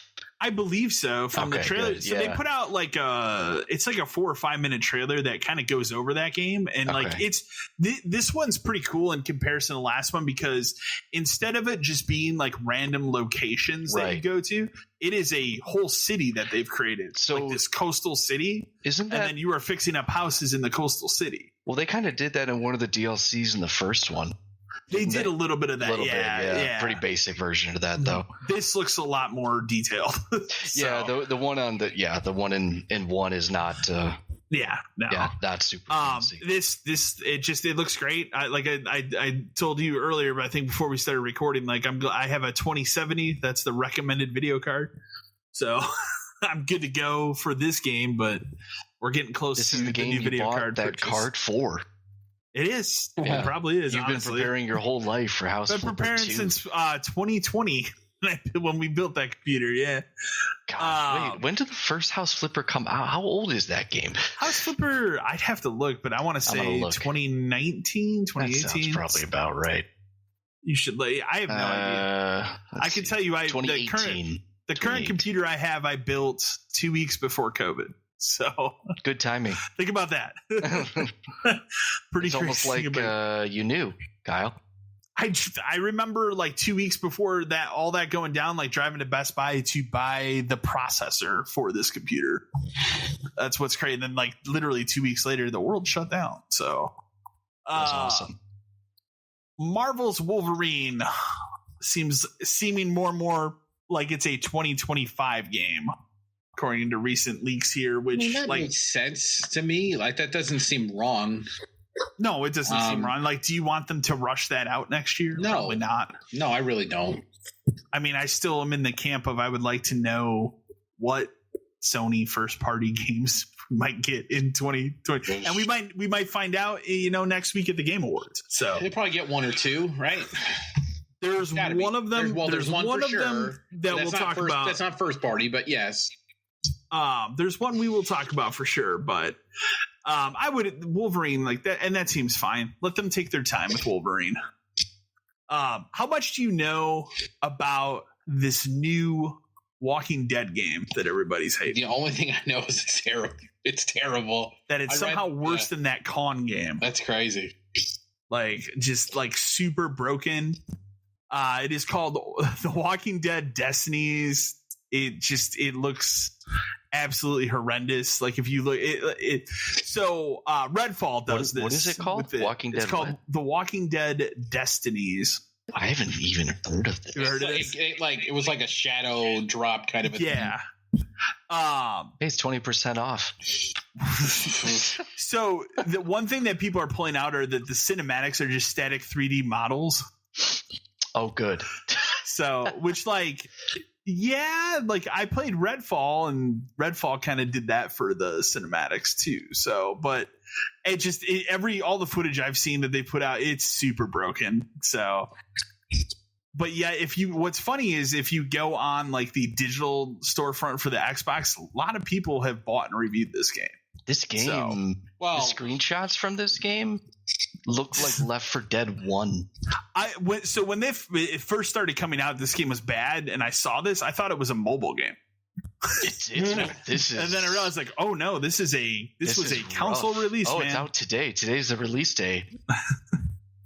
After this podcast, you guys want to go play Walking Dead Destinies? Destinies. I kind of want to, yeah. All right, cool. Sweet. For the first time in, maybe a year, 2 years now, we've heard that they are making further progress on the Sands of Time remake. I thought it was dead, to be fair. I thought it was dead too, and we're getting that 2.5D one in January. That looks really cool. But yeah, I would like a Sands of Time remake too, but I love that game. That game is so fucking good, but like it's awesome. It just sounds like whatever comes out of this now, it just sounds like it's not going to be good. Right? How much I would love to know how much money they've dumped into this, but at the same time, this is Ubisoft, the people that are somehow still making Beyond Good and Evil 2. So is that game? Yeah, they're still making it. They're still making it, and they confirmed the remaster's still real, right? Yeah, what? They just confirmed that. They just confirmed that the other day because something leaked about that. The only people that care about a Beyond Good and Evil remaster are 40. Yeah, it's crazy, and that's like all of us in this room. And like, but like, are we even positive that I've never played the first one. So I've heard about how good it is, but I just never. I played it when it was a Xbox Live Arcade release, and I remember it being a little rough then. That would have been like probably 2008. 2009, something like that, somewhere around there, yeah. Because that original game was what, 03, 04, something like that. It was like a GameCube era, yeah. Yeah, it was a game. I remember it was originally a PC game, wasn't it? Okay, originally PC game. It was definitely on GameCube for sure. Oh, it was. That's right. Because my brother played it on GameCube. That's right. Good call. Yeah.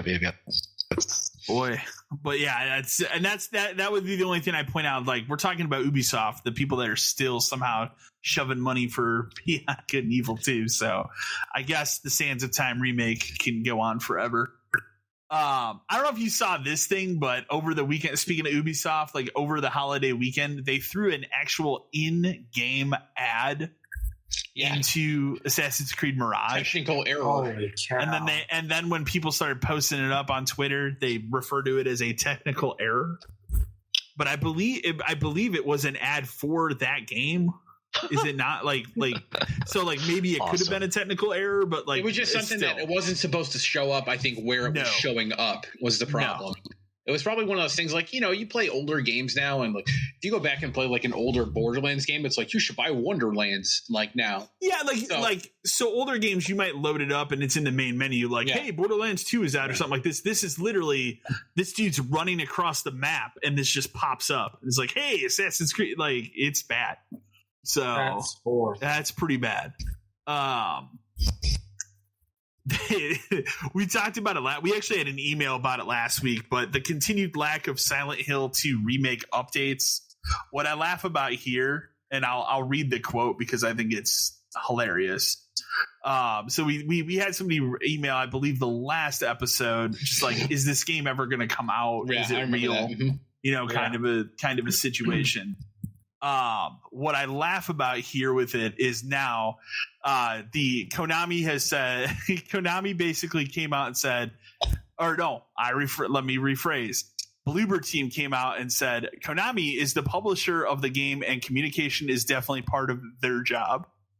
When somebody asked on Twitter directly to Bloober Team, the people developing the game, what's going on with it? Oh, so man, like they just keep firing back and forth. My manager. Exactly.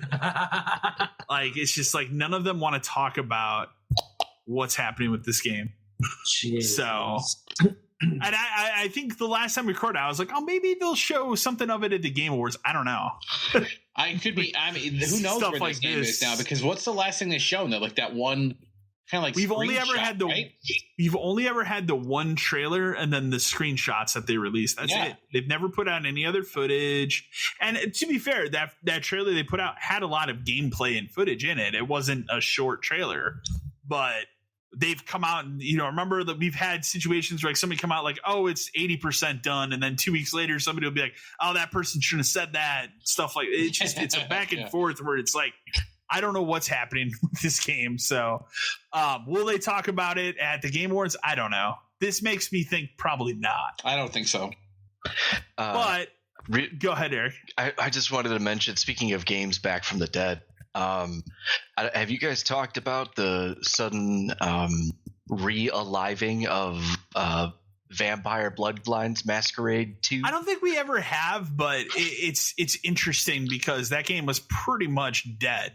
Right. And now it's they found a new team, I believe, like a new studio. Like every because I had signed up. I don't know if this was like they did it for a couple of weeks. They did this weird augmented reality thing when it was still in its original developmental phase.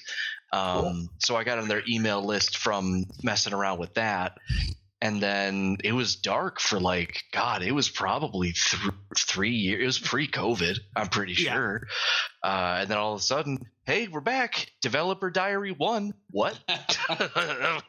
What? Well, my understanding, they have a completely different development team working on that game now with I'm pretty sure they said fall of next year. They're aiming to get the game It sounds like they are doing or have done a lot of things from a lot of revamping of it, and they're supposed to show. That's good. There you go, funny. Revamping. Yeah, they're supposed to show gameplay of it in January. So like a gameplay trailer. I need to follow up. Why have we not gotten a remaster of Blood Rain revamped. There you go. Limited Run did those releases of Blood Rain. Revamped. I'll throw out there like Vampire the Masquerade Bloodlines. Like, there's never been any kind of talk about doing a version of that playable today. Because remember that is a PC only. Yeah. I own a physical copy of that. I've never actually played it. I own a physical PC copy of that. It is probably only playable via hacking and mods nowadays. I can't imagine. Pretty much, yeah. You have to. You can install it through GOG, I believe. Oh, it's not on Steam. It's still. I don't know if it's on Steam or not. I have a digital version of it through GOG, and there was one point where like I got everything set up that I was going to play it. And then that's also one of those situations where that game doesn't really mesh with a high frame rate monitor. Oh, surprisingly, Vampire the Masquerade Bloodlines is on Steam. It is on Steam. Okay. It is $20. So I'm sure there are ways to mod it and get it to work. I didn't feel like going that far into it. So. Do you guys want to buy the Activision bundle for $810? Oh, no thanks. Jesus. No thanks. Is that just all Call of Duty? I have the one thing that's worth $800. It's Gun. The original Gun. There we go. Okay. Yep. And then we've got Geometry Wars Retro Revolt. Unreleased copy of Gun 2.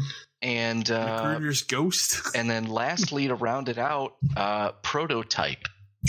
Okay. Just Prototype 1, not Prototype 2? Just one, yeah. Okay. Wow. Well, Prototype 2 you got to sell separately for another $800. That's in a separate Activision pack. It's also $800. My God. Jesus. Well, speaking of games that will be at the Game Awards, Death Stranding 2 will be at the Game Awards, pretty much confirmed at this point. Mm-hmm. Well, I mean, Jeff Keighley has to have his 10 minutes of bowing to Kojima. Yeah. And then Kojima will show him in the game. God. I can't wait. And they'll say, deliver me another pizza, Kojima-san. There you go. I mean, I need another 10-minute wacky trailer.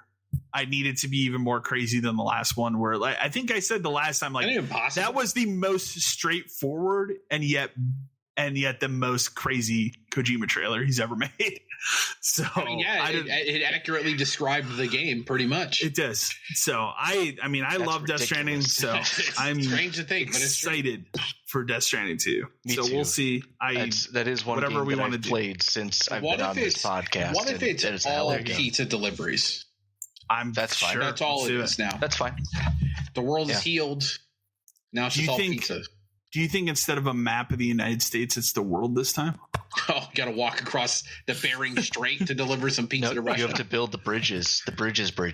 There you go. But other people online have to build the bridges so you can see the bridges. Right. There you go. And the entire time, Troy Baker is just talking to you. And he puts some ladders up. Hey man, he's got a guitar. He's got like a little guitar in this one. Oh my Remember, God. he's wearing a mask, but when he takes off the mask, he has another mask on underneath it. Very Sting-like, very WCW. Very much like this is the famous Sting promo. It's because he breathes through his mask, like quiet through her skin, right? There you go. That's why he needs the mask. Yeah. Exactly. That's where the logic came from. Wow. Transfarring. There you go. This I thought was kind of interesting. The Undead Labs, the developer of State of Decay, long in development State of Decay 3, are apparently working on another unannounced game, which would make sense considering how long we've been waiting for State of Decay 3. I'd be curious to know what it is. Real good. State of Decay 2 is a game I put a lot of time. I think me too. 200 hours into that. So amazing co-op game. So I look forward to a sequel to that. We know there's been a lot of scrutiny with Destiny 2, which has led them to delay the Final Shape. I guess that's the name of their new DLC to June, from February to June. That's a cool name. Is it the final DLC for that game? That's the way I read that. 10-year plan. I don't know. 10-year plan. Yeah, but the 10-year plan doesn't make any sense because it includes Destiny 1. Like it's so like true. It's not the 10-year plan of one game. It's like the 10-year Destiny plan, which as long as people are playing it, it ain't going to be 10 years. It's going to keep going. No, but it's going to keep going. I really feel like they need to move on to 3. They need to at this point move it to something else because we've talked about it a couple times. Like the game just seems impenetrable now. Like it's impossible for me to go play Destiny 2 right now have any clue what's going on, be anywhere near competitive in any mode.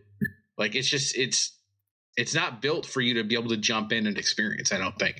Yeah, not anymore. No. This next one's my second favorite news article of the week, and then I'm going to have Dan go through the first one, which is not on here, but he knows what it's going to be. Oh, the other one? Okay. Oh, you know what it is. Yeah.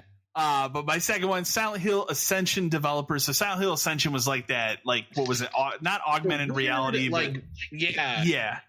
Other game. The developer had to come out and basically insist that it was written by real people and not artificial intelligence, which I think is hilarious. Let's talk about my favorite news thing of the week, which is not on this document, but I know like both Dan and I want to talk about it because it's just so fucking insane. And that is more evidence has been brought to light on the completionist. Oh, and the charity fraud. And the charity fraud, which okay, first before we started, that guy's video did not come out, and I'm wondering. Oh, it didn't because it was supposed to come out today, and I waited all day because I'm like, I need to see this before we record tonight, and it never came out. And I'm wondering if at some point that guy contacted them and was like, maybe I'll talk to you or something. Well, we hit a wall down where like, so we talked about this 2 weeks ago when it started. Yes, and like since then. The completionist, he said nothing about it. He's not even put up a new video. No videos. He's like radio silent for the most part.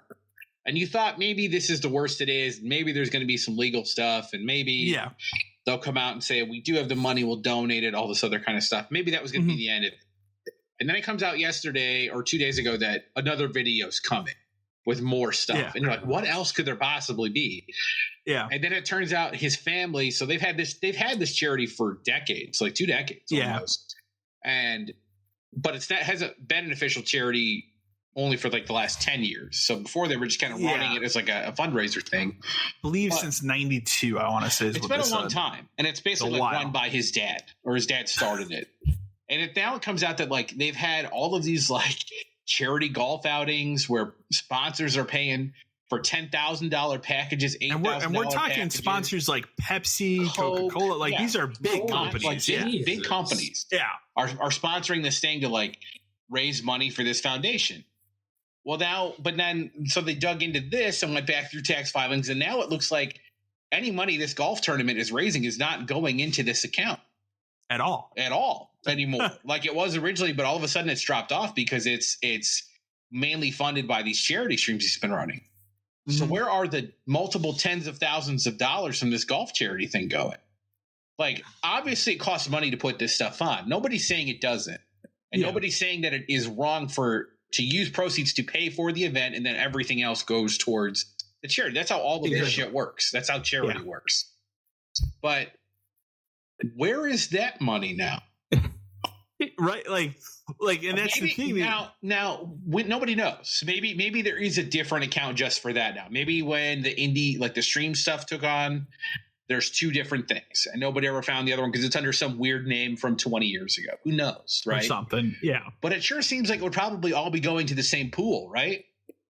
Well, the other thing that they pointed out in the video is it stopped. They stopped, I want to say 2 or 3 years ago. Is when it started, where all of a sudden, like you look at these numbers and it doesn't add up. At most, it's raising like maybe $5,000. Yeah, because so it doesn't add up. The amounts don't make sense. But this also coincides with when the completionists stopped giving the numbers of how much they've actually earned or made. They would never report it on the stream. Like, oh, we raised. You go to AGDQ and there's a ticker in the corner. I can watch it all the time. You see it all the time, and they're constantly like, we just hit 2 million. We hit 2.2. This is incredible. People are on site. Like Doctors Without Borders people are there. They're getting like that seems how it's supposed to be done. Super legitimate. Now we don't talk about the money we get. The only place we say we give it to is ourselves, and that we work with other companies that we can't verify. Yeah. Who have now come out. I think one of them even came out and said like, we don't know who these people are, kind of a thing. Like everything about it just seems shit. I told Kyle, I said my theory behind this is Gerard, the completionist, is just ignorant and he does not know what is going on. Like my thought is that his dad started this golf tournament thing to do this. And maybe that was the plan in the beginning, like to build up this account or whatever. And then, his son became famous for this and used his name to like get hundreds of thousands of dollars of money for this. And then the dad just kind of let that happen and kind of, I'll take care of it. Don't worry about you do that. Yeah. I'll take care of this. And his brother certainly seems in on it too, because of that letter that he sent the first time. Yeah. Mm-hmm. So, but it clearly seems like the 2 years ago, because he said he's known for 2 years. He knew 2 years ago that they had not donated $1 to anyone, and that he said he was going to look into it. And then he went out and did a stream 2 straight years saying, we're raising money for this. All the money goes to these people. It is a nightmare. And it's bad. Ignorance isn't an excuse. So at this point, his best case scenario is he literally did not understand what was happening. He never looked at it, but he's still on the board of directors. He's still the one raising all this money. He's in. They're all in on it. Is his YouTube career over? It takes a lot to end a YouTube career. It takes a lot. He won't be able to do charity stuff ever again. No, and that's the thing. Point, that's over. Charity thing is toast. It's over. Because the people that were giving to it regularly are people who have seen this news. It's not like random people were coming in and Jamie Lee Curtis. That's man. Was giving them money and was on some of those streams. 25%. Her foundation, her charity, for her foundation. Exactly. I'm like, these aren't just like small time people. No. But it's a pretty big deal. You have to think that the subset of people who donate to his charity through streams and the subset of people who watch YouTube involving his content are the same people. Exactly. Right. So for sure, I don't see how anyone. Like there are a lot of people defending him, which again, nobody actually knows the truth. And it'll probably be a long time before anybody does. Although there is supposed to be some other content dump, like that other guy was supposed to release something today with more information. It's super weird that it hasn't. I mean, maybe it's just been delayed. I don't know. Maybe he's fact checking it again because, they don't want to get this stuff wrong. Not that they can't say the stuff they're saying because it all seems to be factual, but they don't want to get stuff wrong if they can avoid it. But for sure. The fact that the charity hasn't said anything, Gerard's gone fucking radio dark, like he's in a cave somewhere. Like this. I mean, he has even put up just like a regular one of his videos, right? Just something for people to watch. Like his Reddit alone is just full of this stuff. I'm sure it's all it is. It's just this is a nightmare. Like if something kills a YouTube career, this is it. Like this is it is. Charity fraud, possible felonies, like who the hell knows? But this thing is going to implode. If it's half of what they say is true, it's bad. I just checked out now. That guy has not put that video up yet. But like I said, if half of this is correct, this is over. Bad. If very all bad. Of it's correct.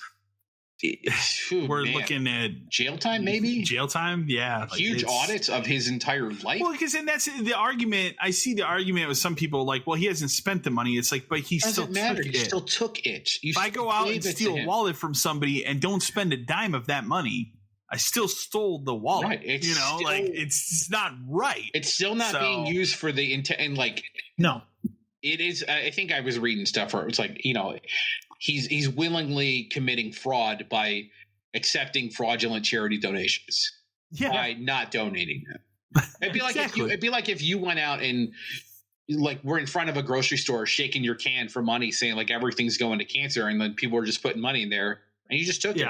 You just took it. Exactly. You set it in a can on your mantle at home and you didn't spend it. We've seen this kind of stuff happen with GoFundMes and that kind of stuff in the past too. This is no different. Not entirely this is different. Much larger scale. It's just a shit over many years. It's a shit show, and I guarantee he's silent because he went to a lawyer or the foundation's the foundation has to have a lawyer of some kind just for that probably stepped in and just said you can't talk about it. You cannot talk. You can't say a word. I don't care what other people online say. You cannot say a word.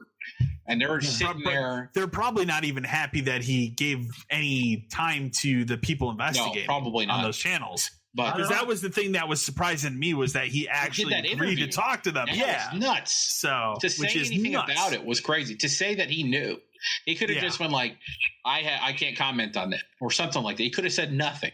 He could have just emailed them back and said that. But he said something, and that's bad. So my thought is they're in like defense mode. Where is they're trying to find the money, figure out where the money is, and figuring out how to get rid of what they do have. But for sure. At the end of the day, I don't think the numbers are going to match up to what came in. No, I don't think so either. It is insane. It's a mess, but I love following it though. It's crazy. Oh, I love watching it. That's why when you told me last night, like the video, I was like, I watched it this morning. Like, I have to see this. Oh man. Hey, you guys want to hold a charity stream? I think as long as we don't say where it's going, it's probably fine, right? It's probably fine, right? Yeah. This happened a couple months, probably 2 months ago. There was that weird day where Robert Pattinson's Batsuit was put into the Epic Game Store version of Arkham Knight and then taken down in like a week. And I don't know why nobody ever put this together, but so it is coming first. Now. It makes a bunch of sense now. So it is, as of today, the Switch trilogy, Arkham Trilogy is out. It is exclusive to that trilogy for like 2 weeks, and then it's out on everything else. So it makes sense why it was put up and then quickly taken down because it wasn't supposed to be put up. Yeah. Because it's supposed to be someplace else. It's cool that they're putting that in like my Xbox version of that game that is 9 years old. It also makes more sense now that they're even doing it because I think the question we had at the time was like, why did they even make this suit? Like, it made no sense, and like I just totally forgot that they were putting those games on the Switch. Well, because you can't tell me there's any way that's the correct way to play those. You're too busy playing Red Dead Redemption 1 on your Switch. Shit. There you go. I'm playing all the cloud versions of Resident Evil games. That's what I'm playing on my Switch. I'm waiting on Hogwarts. The truest experience. Yeah, who's playing Hogwarts Legacy on their Switch? Oh, have you seen some screenshot comparisons of that? I have seen video of it. It's rough. How do you like the load times on that? Barely a game. I like when I read you that blurb that came out from Digital Foundry when they're like, it's not really open world on the Switch. No, it's not because every door is a load screen. It's insane. Yeah. In more Game Awards news, Xbox confirms plans to appear at the Game Awards after last year's no-show. So they'll have some stuff. I'm still predicting that Baldur's Gate 3 shadow drop. Hey, it's on Game Pass today. I'm going for it. That's my big prediction. I think they're gonna do it. So, and that would be a huge get for them. And at this point, it's been out for 3 months. Well, everywhere else. The thing too about like them not being there last year is, and compared to last year and like this year, what we know now, there clearly wasn't much of a plan last year. No, there wasn't. What is going on? And they finally kind of fixed that when they did their little showcase thing where they're like, here's Fable. Here's Avowed. We swear to God, we are making these games for real. Please. Like, so like it finally seems like they're kind of back on track. And obviously like the Activision thing is done. So I don't have to talk about that anymore. It is. Yeah. This could be a good place to talk about some of the stuff they're going to add. Like Game Awards. It could be that we're dropping XYZ today on here. Do you think you get anything like news about some of the games they showed back in May, like Fable, or I could see gameplay, like Fable gameplay. The big one rolling around the last couple days is Indiana Jones. There's a lot. I've been asking for that for heat on years. There's a lot of heat on that to the point that like it kind of seems like you're going to get a game. We know that's the game Machine Games is currently working on. Oh yeah, they've been working on it for years. Please show. I told you I don't even need much. I need him running down a temple thing. I need a whip crack. Yeah. And I need short round saying no time for love, Dr. Jones. And I'm good. There you go. I'm fine. But it's with the grown up. But it's him as an adult. With yes, the kids. There you go. No time for love, Dr. Jones. He used the dial of destiny. Yeah. And went forward a little bit. There you go. The aliens brought him back in time. There you go. But I could see that. I see that. Like I said, I think an Activision thing with like, you know, in Xbox is truly the place to play the big things, and like they drop a couple of those. Or things. or either a couple of those things those days are like starting in January or something. Roll it out. Here's a plan of how we're gonna roll it out. First couple weeks it's gonna be this. Diablo 3 will be this day and all this other. Do you like Call of Duty? Yeah, like, they could do that. I mean, what if you could play them all? Like, what if you could play Candy Crush Saga today? Hell yeah, on your Xbox. Fuck it, do it. Let's do it. Yeah. So I mean, it's good that they're back. Like, yeah, it is. It's been weird. Like I think it's been the last 2 years. The thing is they haven't really. If we see Indiana Jones, I think that's probably it for like new stuff. I think if they talk about anything, it's stuff they've already talked about, but it's more of it. Yeah, like I think, like Fable. Especially, we saw like a pretty good chunk of Fable. Yeah, and I feel like you can see a lot more of that. I feel like we could see like a couple minutes of gameplay or something of that. For sure. Deca Police. You remember Deca Police? I'm super amped for this game, and I'm upset about this. Huge delay until 2025, which is a bummer. It's like over a year delay. I know. That game looked cool, though. Game looks cool as hell. Whereas on the flip side of that Pacific Drive, that weird like supernatural driving game coming to PlayStation 5 and PC looked super. They showed up one. It was one of those like bad Sony Directs. Yes. But it was one of the standouts of one of those. One of the things I don't remember like, which one. Yeah, it was one of those things had like 3 or 4. What is this kind of a thing? Yeah. Coming out in February, which is really cool. And they showed more of it. The game looks really cool. In a surprise move that nobody will be surprised by this. Yeah, this is so dumb. Capcom has confirmed they are going to make more Resident Evil remakes. Oh, wow. Ooh. But they have not said what game. Do you think it might be? It's 5. 5? It's probably 5. That's the one that comes after 4. The only other one it could be is 0. No, I don't think they do 0 or 1 because there are ways to play those 2 games modern. But those aren't remakes. No, but 5 is the one people want. 5, as I've said many times. What game have they not remade? Code Veronica. Code Veronica. Exactly. I don't know. That's what I want. Dead Aim. Survivor. When we start going that Online. Outbreak 2. Outbreak 2. Outbreak 3. Sorry, Outbreak File 2. There you go. I think it's 5. It makes the most sense. It's the one that would easily sell. I'll remind you. Resident Evil 5 was Capcom's best-selling game for like 7 years. Yeah. So, and as a non-Resident Evil person, I'll buy that day one. Oh, I can't wait. Resident Evil 5 is an incredible. My buddy and I are, Eric, friend of the show, Ross, are replaying. Which one? Resident Evil 5 right now. Together, right? Oh, okay. Hell yeah. So good. Are you going to be Sheva? Of course. It is time for Sheva to return. Sheva needs to come. What a cool character. What a cool character to just forget about for a decade, right? He's so good. Because even some of these other ones, the friend of the show, Ross, he just watched that most recent animated Resident Evil movie that came out. I think it was on Netflix like over the summer. They reference Pierce Morgan or whatever that guy's name is from Resident Evil 6. Chris's story. They referenced that dude in that was in one game, but you can't ever talk about Sheva. I think we talked about it. It's insane. We've talked about Resident Evil a lot over the time that we've known each other. We have. And I think it's the kind of thing where we always said, we're like, why isn't there like a Sheva and Jill game or a Sheva and Claire game, like where it's the 2 of them doing something like that would be cool as hell. Let's do it. I don't think that friend of the show Ross could handle that, honestly. So I even liked Helena from 6. When we get to movies, I got a good story about friend of the show Ross that you'll enjoy. I'm gonna change his name on my phone to friend of the show Ross. Friend of the show Ross. That's good. Dragon Quest III, which is getting a remake, which I totally forgot about until I saw this headline today. Yeah, that's like the crazy one. They're making some strides on it. They had a bunch of playtester news that went out there, so they're hiring playtesters for it. So maybe we'll see something about that at the Game Awards. That would be cool. Since I don't think we're going to see anything about Dragon Quest, what would it be, 12 for a while still? Doesn't seem like it. Next one we have, I got an email here I'll read first that we got, and then we'll dive into it. This email comes to us from Fred from San Francisco, California. It says, hey all, I'm curious if you caught in the news this week the little nugget Microsoft threw out there about still wanting to get Game Pass on PlayStation and Nintendo consoles.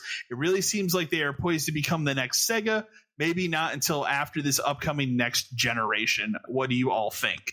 So this email came in earlier, and then a little bit after the email came in, there's a big Phil Spencer interview that was making the rounds today. He was, maybe it was Windows Central or something. He was interviewed by an outlet, and they talked about a lot of stuff with him. But one of the things that came out was he basically retracted whatever that person said, that there are no plans to do this right now, which the way I read that is that guy spoke out of turn.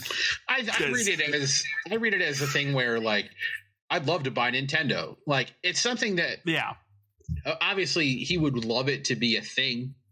Like, he would love it to, like, be a launcher on another console, just because it gets people playing their stuff. But you got to think there's no way in hell Sony would ever agree to that. Like, they'd rather cease production of the system than allow Xbox to put Game Pass on there. Right. They have their own competitive. They spend all their time building up their own stupidly overpriced garbage system. Service. To even think to allow that.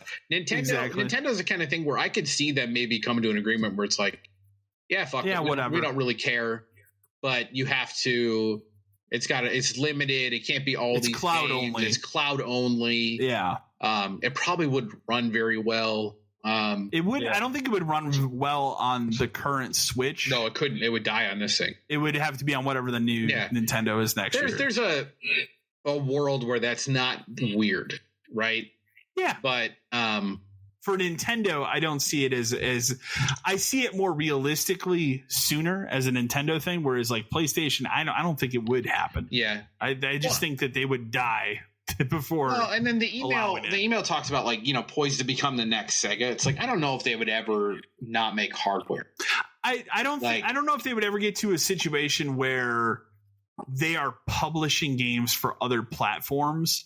I think if you see it any way that they shake it, they just get to this Game Pass is our model. Right. And if you want to play it on a dedicated system, here's our box. I think the true if you want to play it on another console, your smart TV has Game Pass in it. Right? They've already talked about that. But like, that's the goal, is you just buy the controller and it syncs via Bluetooth to your TV and you're just playing your TV. That's the goal. But they'll always make some kind of box that you could buy. You could buy it from us and it'll just play everything. Yeah. And they've proven that with the leaked, like, digital system. That's the future. Well, we've talked in the past about they definitely are working on some sort of like Roku streaming device stick thing, which makes the most sense of anything. It does at this point. So I'm amazed it hasn't been announced or shown yet. I really kind of am, because I feel like we've talked about that for a while. I think that would be the kind of thing where you wouldn't really put that out until after you've released an all digital system. Yeah. And people are fully bought into, like, that's what this is now. So, like, you've got your all digital system and you can go plug your Roku device thing into your TV upstairs. And maybe that's how they get away with it, is it tethers to that or something. Okay. And then the other thing that kind of popped out of this Phil Spencer interview, other than he name dropped Banjo-Kazooie, which of course gets kids excited. Depends on what I get for a Banjo-Kazooie. Which I'm pretty sure that's just, hey, it'd be cool if we do something with Banjo-Kazooie. I don't think there is actually a plan. No, there's no Banjo-Kazooie. He actually just teased that they're going to make some improvements in the future here to Xbox Achievements, which is long overdue. Yeah, I don't think they've done anything in over a decade. No, since it came out, it's always been since the stuff they tried to do at the beginning of the Xbox One that didn't work. Right. With like the time-based achievements that people hated. The challenges, remember those? The challenges, they were bad. They weren't good. Really quick before we jump into movie stuff and then the emails, I forgot to mention Erik has specific device. Really, the only reason we even bothered to ask him to come back. Yeah, it wasn't because it's the 50th episode. It's because I wanted him to tell me about why he spent money on a PlayStation Portal.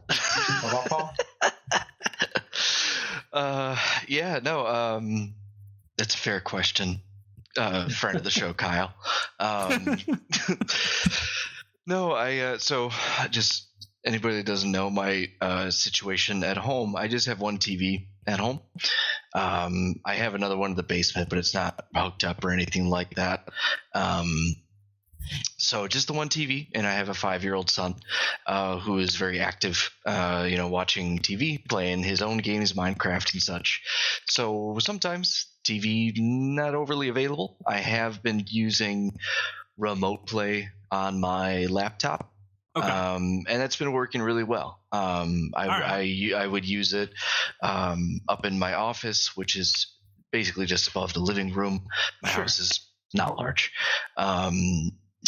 And yeah, that worked great. And then they announced this, and I'm like, well, this is basically what I'm doing now with the laptop, but I don't have to worry about bringing the laptop, bringing the charging cable, bringing the USB cable, bringing the PlayStation controller. It's just like all these pieces that you have to have in order to do it. And I'm like, well, I know the streaming works well because I've been doing it on the laptop. So yeah, I got the PlayStation Portal, and I got it on launch day, and hard to find PlayStation Portal, I should say. It's been sold out. Mm-hmm. I'm really happy with it, quite frankly. Like, it just one single caveat, one asterisk. I noticed this yesterday. There is a teeny tiny dead pixel on the screen. Oh boy, that sucks. So I'm gonna reach out to Sony support on Monday to see if it's a known issue. It is. I will tell you, I was playing Alan Wake last night, and I could not see it. So in a game that is 80%, 85% darkness or black, and you can't see the dead pixel, I was like, all right, it's okay. I can see it because I'm a nightmare. But anyway, no, it's been really good. I've used it in multiple locations in the house. When I use it upstairs, here and there, I do get some hitching. It is not unplayable in any sense of the word, but it does occur. And all of the games that I talked about in my what I'm playing, I played all of those on the Portal. Okay. And they all worked great. Like, so Serious cool. Sam. I played great on the Portal. Like, I had zero, and that game is extremely demanding. That's a pretty fast paced. It is, that worked really well. Those of us that have played the movie theater minigame in Yakuza 7 know how quick that minigame gets in the later levels. Yeah, it gets pretty well. I played that on the Portal without issue. That's cool. So yeah, I mean, I tried to play. I played. What am I playing right now? What do I have on the other screen? PGA 2K23. There you go. Played that on the Portal, and that's not fast by any stretch, but you do have to have timing with your swings, and it worked really well as well. So honestly, I'm super satisfied. The speakers are shit. The speakers on the unit are god awful. I'm not. That doesn't surprise me. Yeah, I mean they're serviceable. Like, if you're playing Serious Sam, who cares? Like, it does not matter. But if you're playing anything that's a little bit more atmospheric or has actually good sound, it is terrible. They're not meant to be good because you're meant to buy those proprietary headphones that you can't buy until February. Yeah, right. So I do have a workaround that's worked really well. So I have what I'm using now. I have a SteelSeries headset that has a USB-C adapter, Bluetooth adapter. So I just leave that in the PS5, and I just use the headset, and it's still pulling sound from the PS5, but I'm using the Portal. That's cool. And there is no noticeable. So the main thing that I was concerned about was audio it might delay. Be lag. Yeah. There was no issue.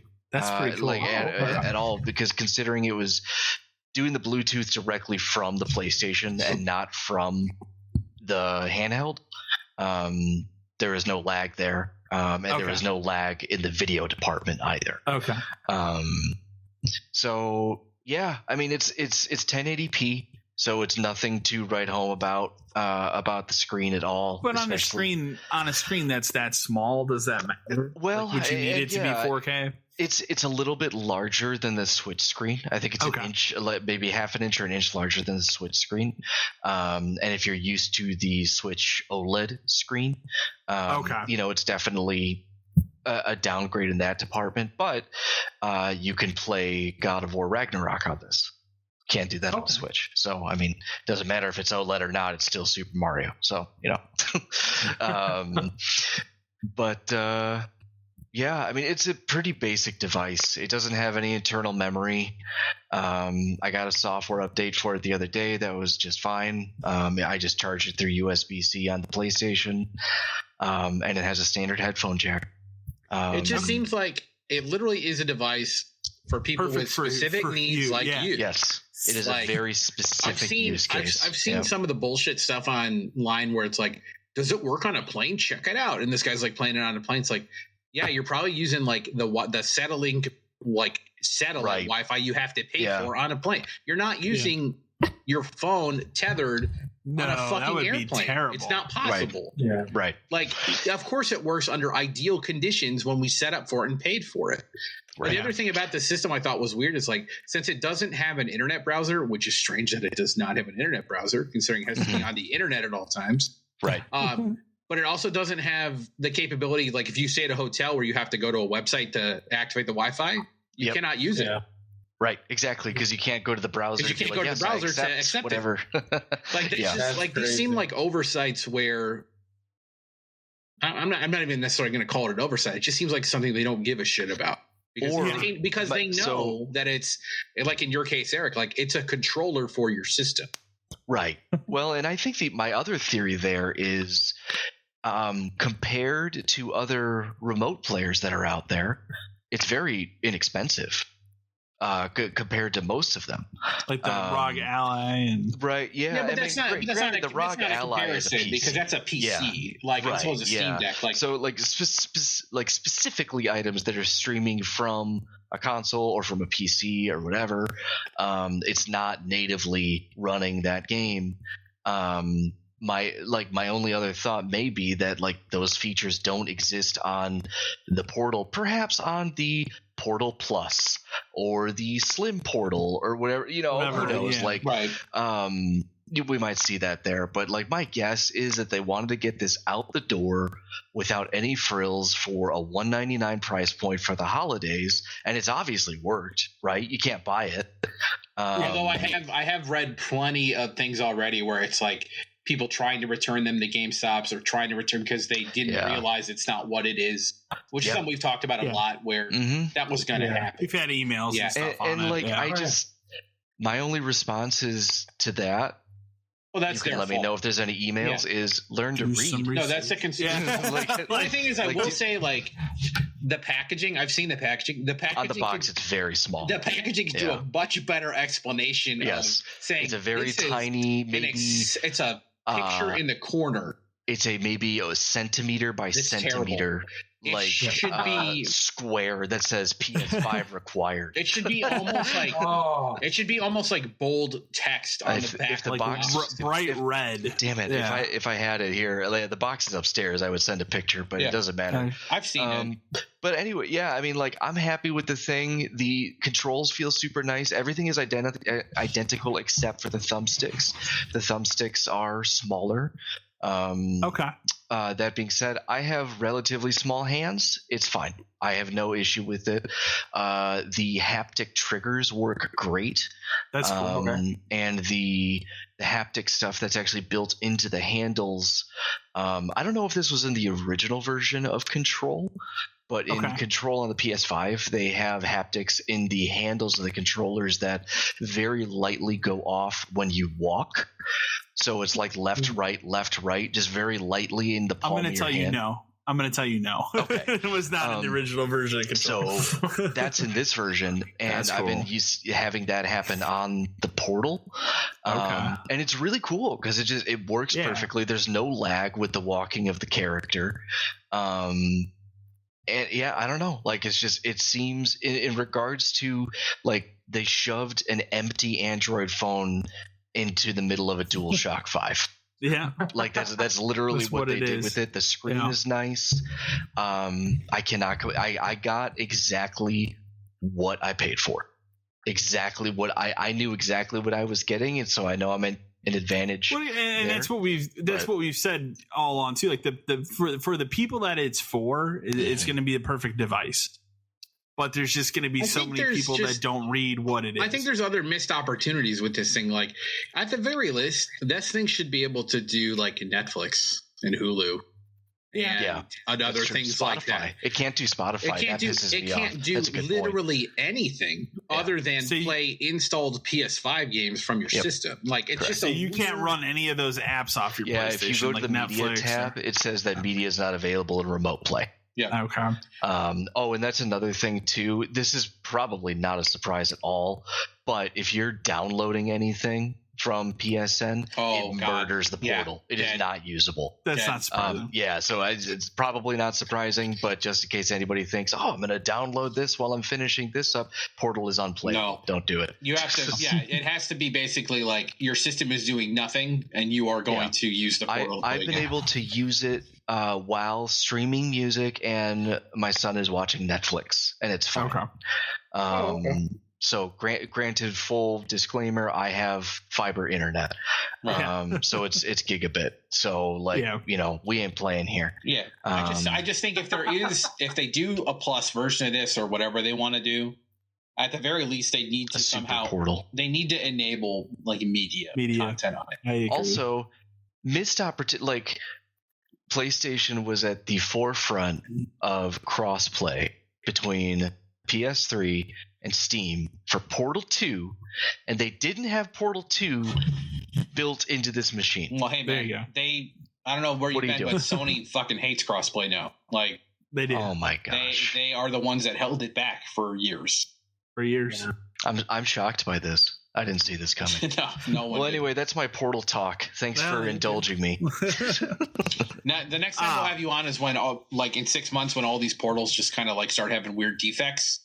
There you go. Don't work anymore. I'll be here. Yeah. Now you have 10 dead pixels. That's right. Get a whole line. Get the whole line. Why not? Go crazy. Right. Why not? We can jump into some movie stuff really quick here. I'll tell the humorous story. So the trailer for Furiosa dropped yesterday, which is the prequel to Mad Max Fury Road. It looks amazing.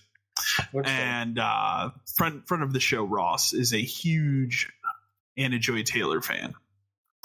And so immediately, I sent him the trailer and just like, it's got Anna Joy Taylor. And I'm like, yeah, of course. And then watch the trailer. A couple minutes go by. We should go see this movie at IMAX. Oh God! And I give it a few more minutes. He's like, what if we went to like that theater we saw Dark Knight Rises? Oh God!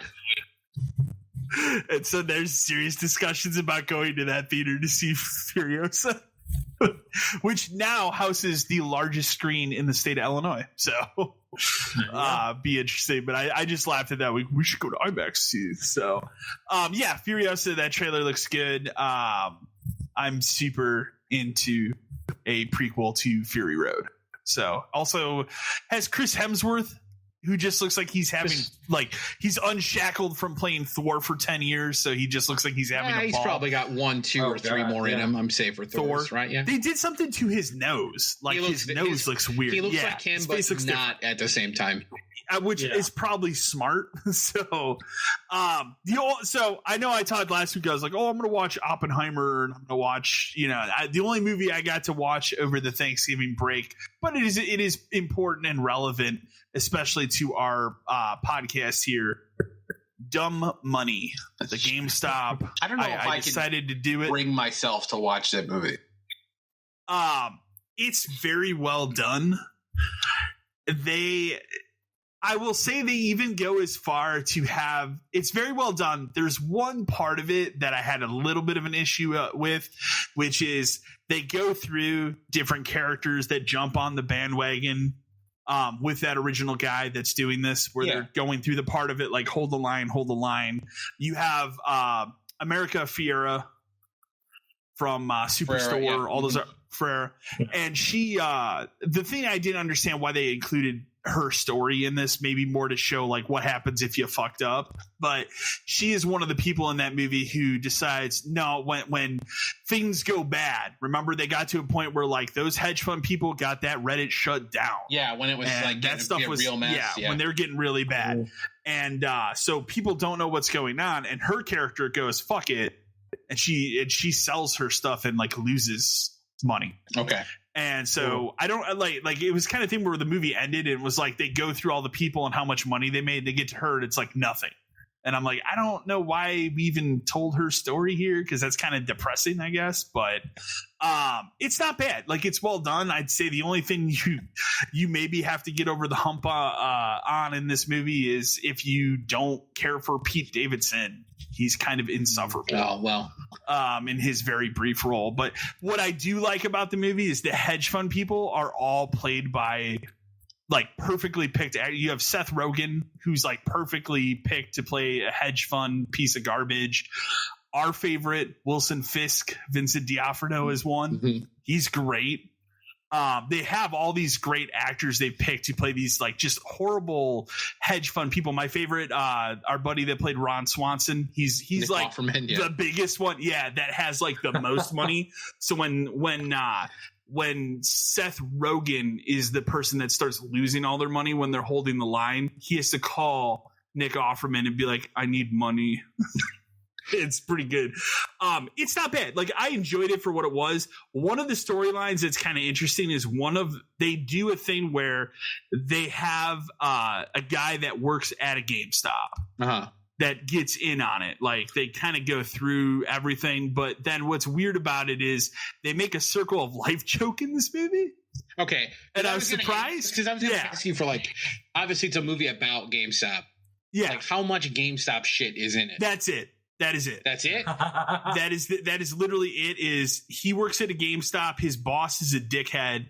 And at the very end of the movie, when he has a bunch of money, the guy comes out and the joke is he goes, all right, I really need you to start paying attention to the circle of life. And he like literally holds up the sign with the circle of life stuff. That's weird though, because like it's very weird. Not really that like, well, obviously we haven't worked there in a while, but like I feel like that imagery was gone before we left. And granted, this is all during COVID. Yeah, we had the little card, but we didn't like. And that's the scene where this guy kind of tells him to fuck off because he's made all this money. So, but it was a weird thing when he held. I'm like, is that just like that? We need a GameStop joke in here. What have you seen online about what GameStop is? I feel like when they sat down to write this movie, somebody was like, "Well, who worked at a GameStop? What it's like?" No, but I also feel like they were like, we have to have somebody that works at a GameStop, right? Yeah, I mean, clearly. So, but you think they could? It's also a mall GameStop. Oh, well, then that's completely different. Circle of life means nothing. Because that was the first thing that I questioned was like, okay, I'm seeing two people work the same exact shift in a mall GameStop during COVID. Yeah, no, man, like, nah. But overall, it's very enjoyable. So like, I think I gave it an 8 out of 10. Maybe I'll watch it just because there isn't a lot of GameStop stuff in it. It is. It's way more about Paul Dano's character, whose online handle is Roaring Kitty, which I thought was funny. And his struggles and what he's found out, because like the dude is a fucking genius when it comes to stock stuff in a way that these hedge fund people are not. So it's worth watching. Like, and I went into it as well with kind of the groan of like, how much are they going to fuck around with like GameStop stuff? And it's really not, because it's the kind of thing I worried about it, because it's the kind of thing where when you're a fan of something or you know something, and then they make a TV show or a movie about it, and then they do like a scene in a GameStop or a scene on something where you know about it, and it's never quite right, and you're just like, it's that one scene. It's annoying because like that's not how this thing would like. I love whenever I watch like sports movies or whatever, it's particularly like baseball movies, and they show like gameplay or they show like the lineups and stuff. It's like none of this makes sense. Like that's not how it would actually happen. So I was worried about that with a GameStop movie where they would have like a full scene in a store where they're like, haha, look at these pre-orders I got. And be like, no, this isn't what it's like to work in a GameStop. Like, yeah, you should call someone who knows what it is. Yeah. And like, I get that it's a movie and they have to dramatize it and make the joke and whatever. But you maybe get 2 scenes total that are set in that GameStop. That's funny. But that was instantly the first thing I thought of when I was like, okay, it's a mall GameStop. Okay, 2 people working the same shift during COVID. No. We already got that wrong. So, but yeah, overall, I gave it an 8 out of 10. I thought it was better than I went into it expecting. That was the movie I watched Thanksgiving night. So, but I've not watched Oppenheimer yet, or some of these other ones. Hopefully this next week. So I'll kick it over to you, Matt, though, because you have a couple things you've watched. Yeah. So just because I know me and Dan talk about, I watched that new Jackie Chan movie, Ride On. Okay. It's about him and his relationship with a horse that he adopted when the horse was first born, and him and the horse are essentially like stunt men. Okay. In China. Yeah. And so it actually was a lot better than I thought it was. I thought it was going to be kind of like that buddy cop thing where they're just kind of playing off the horse and him, or just kind of doing a lot of animal type things. But it actually kind of feels like a homage to him as a stunt man. Okay. Kind of like his life and his career kind of a thing? Yeah. Okay. Yeah. So essentially the storyline is him and this horse are stunt people in China. The company they work for goes bankrupt. Okay. And another bigger company is purchasing this movie company, and the horse is part of the movie company. Okay. So essentially they're trying to break the team up.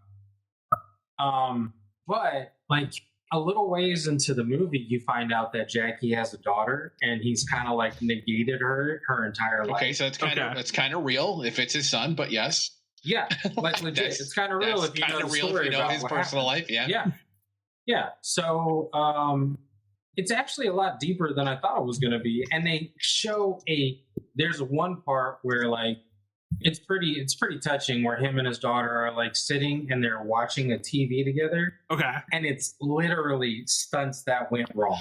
It's clip after clip, and she's just like, "Why do you do it?" And then essentially he's just breaking down. It's actually a pretty good movie. Okay. So there aren't a lot of action scenes in it, but the action scenes that they do have, and the ones that the horse participates in, it's actually very well choreographed. That's cool. It's pretty sweet. Glad I got it. So I've enjoyed that. I did sacrifice my eyes because you guys asked me to. And we talk a lot about people have to take bullets for the other people, and this was yours. This was your bullet for you guys. So I watched Good Burger too. Boy,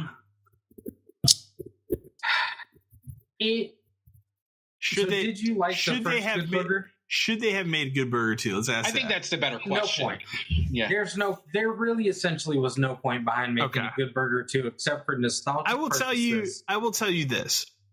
I have seen Good Burger, the original, one time when it came out in 97? Sure. I think. Okay. Yeah, I think so. It is an ongoing joke in my family because my mom had to take me to see it. And my mom will remind my dad all the time, even to this day, I had to sit through Good Burger. So I don't remember much of the movie. Everything I remember about Good Burger is the skit from All That, which I feel like that movie was just an hour and a half of that. But I remember virtually nothing about that movie. So when this got announced, I'm like, I mean, yeah, sure. It's been 25 years, but essentially, what is what's going on in Good Burger 2? Let's put it that way. What is the setup? So the setup is Dax, who is Keenan's character. Okay. If you watched Good Burger 1, he's the schemy guy. Yeah. He's trying to get rich quick schemes. That's all he wants to do. Essentially, he's been doing that for the past 15, 20 years. Hasn't been successful in anything. He gets down on his luck, so he has to move back to the town where Good Burger is. Okay. Ed takes him back. He's Ed's best friend. Yeah. So they pretty much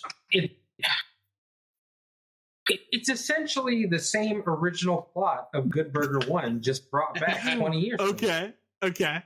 There's really no difference between Good Burger 1 and Good Burger 2. Okay.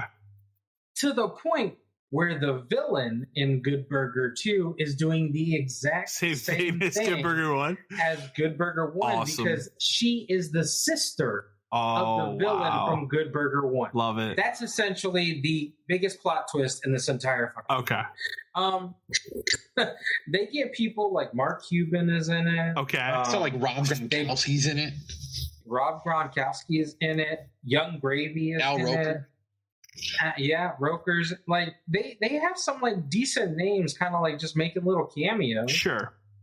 But it's really Good Burger 1, just 25 older. years later, and we're all old. To Good Burger 2. Like so there's a joke in Good Burger 2 that references back to Good Burger 1. Okay. Where the guy, and I can't remember his name for the life of me, but he gets locked in the freezer in Good Burger 1. Sure. And Ed forgets about him. Okay. He's like, oh my God, dude, I broke the handle, but I'll be back. Yeah. And never goes back. Okay. So him and Dax are in the freezer talking about like Dax is trying to get him to go in on a scheme. Yeah, sure. And then he's like, what's this? And he's like, oh, that's the other freezer. And he's like, this handle just slides back on. And he's like, oh, I never knew. And they open the door and old boy is still in the freezer. They de-thaw him. I love this. And he just wakes back up. He's like, oh, God, amazing. How long have I been there? And they're like, oh, amazing. I've been there for like 20 years. And he's like, oh, I'm man, actually I'm going into to go that. home. Yeah, it's Okay. So it's essentially, if you enjoyed Good Burger 1, I mean, you will enjoy Good Burger 2 just for like the nostalgic feeling of it. But it's not a good movie. I think as a kid, I always liked the Keenan and Kel show better. Well, I mean, I think that was the thing is like the Good Burger thing was a skit from all that, which, you know, and then they had their own show, which was funny and all that. And like, I still like Keenan to this day. Like, he's still very funny. He's still very funny. But yeah, I just like, I don't know that we live in a world where I feel like it's just Paramount. Like, we've got some old properties. Who can we get to do stuff? And somebody's like, we can write a Good Burger 2 in about 45 Paramount minutes. has all the Nickelodeon stuff. That's what I'm saying, though. Like, and I'm sure there was a pitch and like, what's Keenan Thompson doing? I don't think he's even on SNL anymore. No, he still is. He still is. He's the longest running cast member ever, I think, now. But somebody printed out an Excel sheet of all the properties they own, and then they passed it around a table, and they told them, like, you each have 10 of these, and you got to come up with a pitch for something. And some guy whipped out Good Burger 2 in 30 minutes. In Good Burger 2 that does reference the Keenan and Kel show. That's good. Okay. I'm sure. Because like one of them is like, exactly. Okay. Orange soda. One of Ed's kids. Ed's got kids in this one. Love it. He's like, oh my God, I love orange soda. And they're like, is it true? Oh Lord! And I was like, okay, that's cool. All right, maybe I will. Maybe I will watch it. I want to see this freezer thing because that just seems insane. And it's not, like I said, it's not horrible because I enjoyed the first Good Burger. I thought it was kind of funny, and so like I watched it and I was just kind of like, okay, that's kind of funny. All right, yeah, giggle. But like realistically, if you didn't watch the first one and you don't like that kind of humor, just stay away from it. It's not your thing. All right. Well, that we can dive into emails here, but yeah, next I'll watch one of these movies I've been sitting on forever. I need to. So let's go ahead and dive right in. Though we got Brian from South Bend, Indiana. You're gonna enjoy this one. Hi guys, this question is mostly for Kyle, but given your past history with your opinions on Last of Us Part 2, I was curious if you heard recently Colin Moriarty, you know who Colin Moriarty is, over at Sacred Symbols referred to it as the greatest game of all time. I know the podcast is PlayStation centric, but it seems like a wild stance. For the risk of opening a can of worms for your co-host, do you have any thoughts on this? So, full disclosure, I do occasionally watch Sacred Symbols. I actually like the podcast. I'm not a huge PlayStation person, but I like to see other perspectives. When I saw this email come through, I had to go check this out. I read it and was like, there's no fucking way this dude said this. Oh no, he did. And it's the way it's said is like very offhanded. So what it is somebody wrote into their podcast and was like, what's your opinion on The Last of Us 2 remastered? Since they're making this remaster, because there are a lot of people that are upset about it because you can already play that game at 60 frames. Unnecessary. Yes. It's unnecessary. But the actual quote from him is simply put, I don't see a problem with more ways to play the greatest game of all time. Which one hell of a stretch, man. Like, it's a one hell of a sentence where I watched it. It broke my brain for a little while because, my opinion is very different. I mean, again, everybody has their own opinions on everything, but to say that is the greatest game of all I think time. we're all of a certain age, and he is too. I think from our perspective, I think it's very hard for me to say that the greatest game of all time is a game that has come out within the past couple years. I think that's a huge statement to make, because as someone like him, who his literal job is to play stuff, review stuff, write articles about stuff, investigate stuff, all this other kind of stuff. You've seen decades and decades of video games, and the greatest game you've ever played came out 3 years ago, 2 years ago. It's like even today, 5-6 years from it, like I still have a hard time. Like if you were to sit me down to make a top 10 list or top 5 list of Zelda games, I would have a hard time putting Breath of the Wild on that list because of how new it is compared to everything else. I just like even though I can recognize it is one of the best Zelda games ever made. But like if I'm going top 5 or top 10 games, it's difficult for me to pick anything this generation. And nostalgia is a huge factor, obviously. But of course. But it just seems like picking Last of Us 2 is because it's technically a great game, and it's Neil Druckmann's a visionary, and you feel like you have to, and all that kind of stuff. And also obviously his job is to tell everyone how great PlayStation is. That's what he does for a living. To say that, I mean, even the other two people that are on the podcast with him, which I can tell do not share the same opinion about that game. It's a wild stance where I watched that, was just close to 1,000 games minimum in his lifetime, and that's number one. It's crazy. That's weird. That's number one. So I don't know. I laughed at it, but when I saw the email come through, I'm like, I have to go look this up, because I can't believe that that's actually something that was said, but it clear as day is there. So I'm not going to get any deeper into it, because I have gone at length on this podcast, on my channel, my thoughts on the. I'm at a point now where I'm just going to have to fucking play this game, aren't I? Oh my god! I told, again, and we talked about it earlier. Friend of the show, Ross. I told him about this after I watched it, and then we went down the path about story wise how that's not even possible. And I didn't even think about certain story beats of that game, but again, when you get to the end of the game, the whole point of that game is it's a revenge story, right? And you get to the end, and she decides, no, I'm not going to go through with this after you've just murdered 300 fucking people. Even her girlfriend, the girl that she's with, she goes back home at the end of that game. That girl has left her because of her decision to go kill all these fucking people. Nothing made. There was no point for her to do what she did. I love the first game. I think it's an amazing, phenomenal game until the last scene. Him going ape shit and because his daughter died how many years ago is ridiculous. I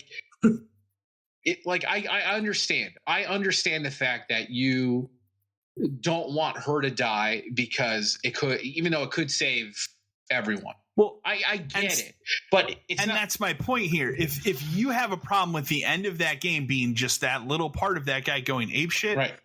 Part 2 is an entire game about one person going apeshit. But that's the thing. It's exactly. I had a problem with the end of that game because the justification of him doing it wasn't even Ellie. It was his dead kid. Yeah. That. It wasn't about the relationship before. On some level it was, sure. But it was still always because he couldn't see past her being his dead daughter. Yeah. And it's dude, I get it. As a parent, I understand. But it seemed wildly out of character. Like there was a scenario where he did not have to kill all of these doctors for that to end with her not dying. Exactly. But it's just so like if that's the vision, and The Last of Us 2 just says fuck it and goes deeper. Like how story wise is this the greatest game of all time? And that's my problem with it. It's like, again, if you want to look at it from like technically, it's in terms of like technicals, graphics, like one of the best ever made for sure. But story it's just so insanely lackluster. Just the decisions and stuff that were made in putting that story together. Like don't put a revenge story together to then at the end of it go, nah, we're just not going to do that now because she's learned to forgive. No, I mean not after you killed 300 people. That's like, the only thing about that game that I don't fully understand. Mm-hmm. Like I know you didn't like it, but I enjoyed The Last of Us 2. I thought I enjoyed my time with it, but the ending was one of those ones where I did hit the end and I was like, what the fuck did I what or if that's the story you're trying to tell, and like obviously it's Neil's vision, so this would never happen, but like of course make it a choice. Make there be two endings. Yeah. Do you want to do it or not? I can agree with that. And then the whenever 3 comes out, doing that, but the thing is like when 3 comes out, and like other games have done this, you just say like whatever you chose was fine for the last one, but this is the canonical ending. And you just like, too bad that's what it was. Yeah. But I hate when games forget about the fact that you're a mass murderer until the last couple minutes. Look at every, and it's like look at every Uncharted right up game. into that point. Look at every Uncharted game. Well, he kills small. You're cracking jokes. He kills small countries. But he's cracking jokes the entire time. But it's fun, and we did it at the end. We killed 400 natives, and we did it. Like what? They forget about that. But yeah, and I mean, there are parts of Last of Us 2 that I enjoyed. I enjoyed the stealth aspects of like taking somebody out and then they're calling out to that person when you take them out, like, where is so and so? Like there are parts of that game that are excellent like that. But again, and that's the point, is like it is literally up until the last moment of that game. Yeah. That you are killing people until you get to Abby or whatever, and then you fight her. Like you were killing people in some that last area, you probably kill at least 50 people there alone, like in that like house thing before you get to the beach or whatever. Like you kill a shit ton of people. That's where it's just like all of a sudden it's just this like 180 churn of like we're fighting each other in this fucking water, and then it's like I'm not gonna do it anymore. Like what the fuck are we doing? So yeah, we're done. We can be done talking about Last of Us Part 2. I can go on for days. Dane from Redacted. Howdy, guys. I wrote in last week about working solo Black Friday shift. I wanted to reach out and let you all know it was a joke. I was worried for nothing. I didn't see a single customer until 9:30 a.m. This was the single worst Black Friday we've ever had at GameStop. Yep. I'm gonna feel any better. I'm gonna fire through the next couple because they're all GameStop Black Friday ones, so we can discuss. Let's see here.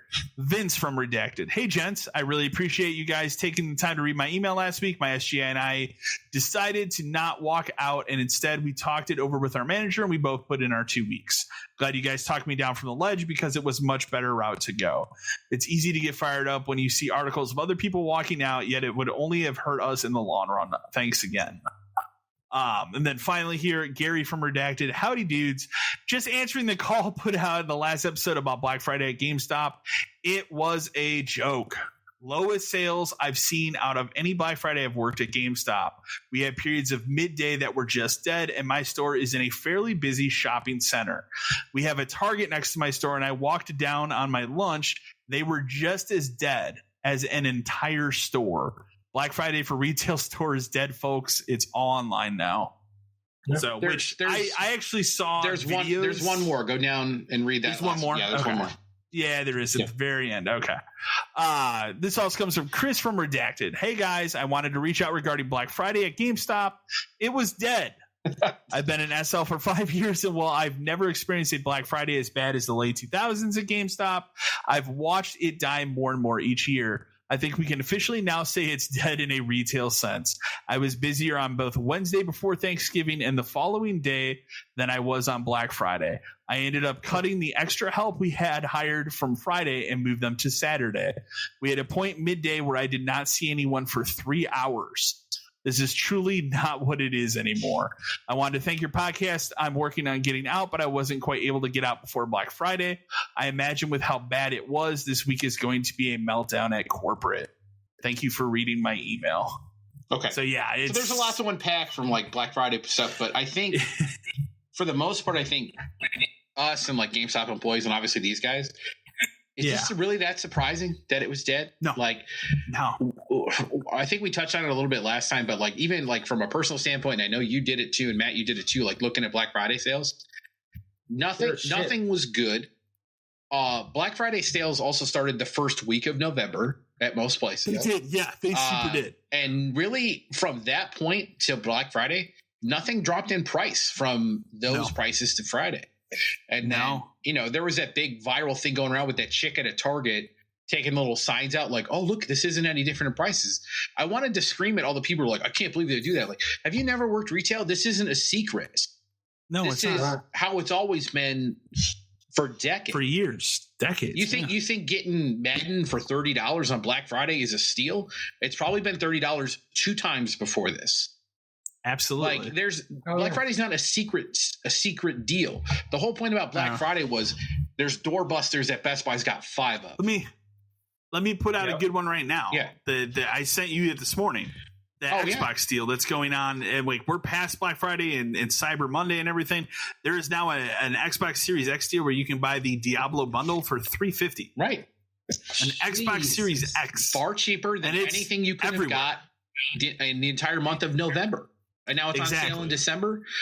Like Black Friday sales are, as someone who worked retail for forever, it's not what it was. They're not a thing anymore, and they barely were when we were there. It was.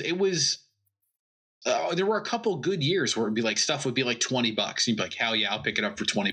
Yeah, or whatever. Absolutely. But that doesn't even feel like a thing anymore either. No, I can't tell you one Best Buy, Target, like GameStop ad I looked at where there was something that was like so dirt cheap. I was like, that's a steal. There was not one. There's better deals on the PlayStation Digital Store than there are to buy physical games. My 2 Black Friday games this year I bought, both from Amazon because that's where they were the cheapest, were Midnight Suns for $20, right, and Dying Light 2 for $20. Two games that are almost a year old each. And they were at least $5 to $10 more at GameStop. Right. Well, that's the thing. On Black Friday. We used to argue it at GameStop. Like GameStop was never the best place to get deals. No, because the point was we weren't trying to get you in for that. We were trying to sell you used shit because that's the whole model of that company. It is. You were to come in and do the buy 2 get 1 or buy the used 360s we have, which half of them are shit. That was also, I'm pretty sure, was always the biggest buy 2 get 1 used sale of the year. Yeah, was always Black Friday. Absolutely. Weekend. And we would sell used consoles like crazy. A lot of times they would do like free. Remember, they would do free warranties and stuff. It was pretty easy to sell that stuff. We would never have enough controllers, all that kind of stuff. That was the money maker. And of course, we would sell out of whatever like the bonus thing was that we had 5 or 10 of. Those would go, all that kind of shit. But it's just like. It's not what it was. Sales anymore. Like by the time we left, it wasn't. I remember the last big deal, last big day I had working at that GameStop was Black Friday, which was when I was told we were going to close, and even that one wasn't busy. And that was 7 years ago, 6 years ago. Yeah. I saw a couple videos of people doing walkthroughs at different retail stores on YouTube over the weekend for Black Friday. My favorite one was I saw some guy just riding a little kid's trike around a Target.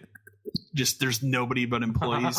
And this is like, he literally shows on his phone. He's like, this is like 7:00 in the morning. Well, the other thing too is there's like nobody here. I think Black Friday it was always kind of a weird day anyway, because most regular people still work Black Friday. I worked Black Friday. Yeah. You know what I mean? Like, it's not like it's a national holiday. Yeah. For me, it's only been since 2020 now that I have not worked on Black Friday. But like, I went into Target on Saturday and it was busy, but they still had everything that was Black Friday sale was still there.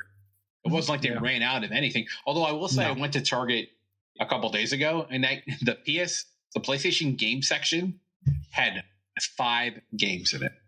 5. Oh, wow. And I'm talking like, they have those like weird like plastic things with a pull thing. Empty.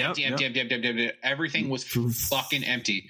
There were some Final Fantasy 16, some Maddens, something else, like a couple other things, but I counted like 5 in that entire. That's wow, weird, strange, very weird, but very weird.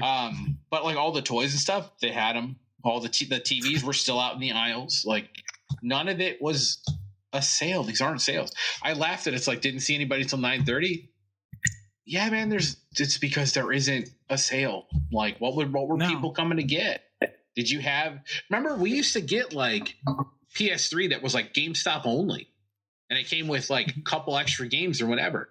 You're telling me GameStop couldn't have been like buy a PS5 and get Madden and whatever for free?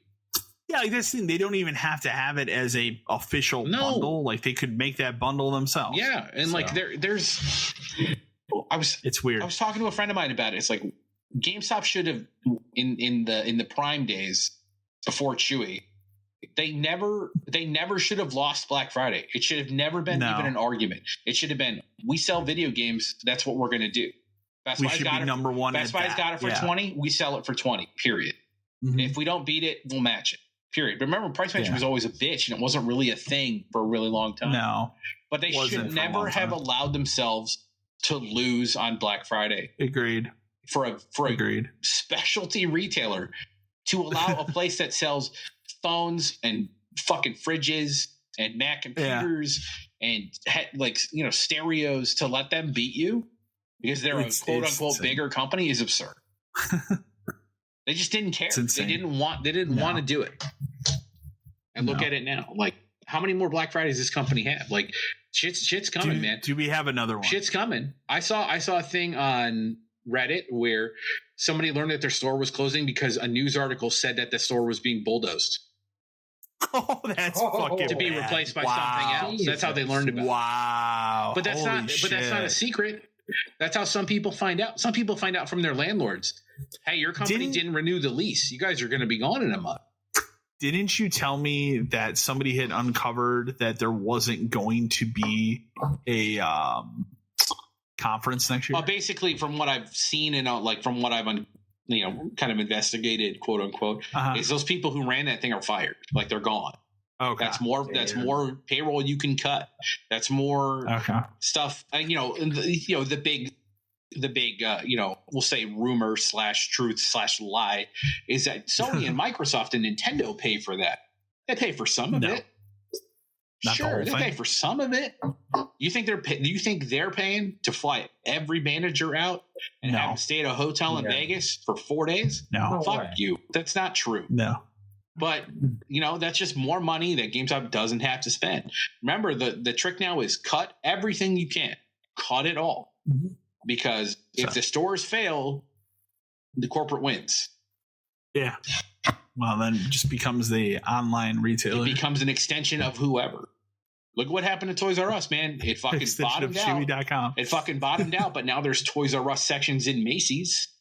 Yeah. You think not that Best Buy's in a good position.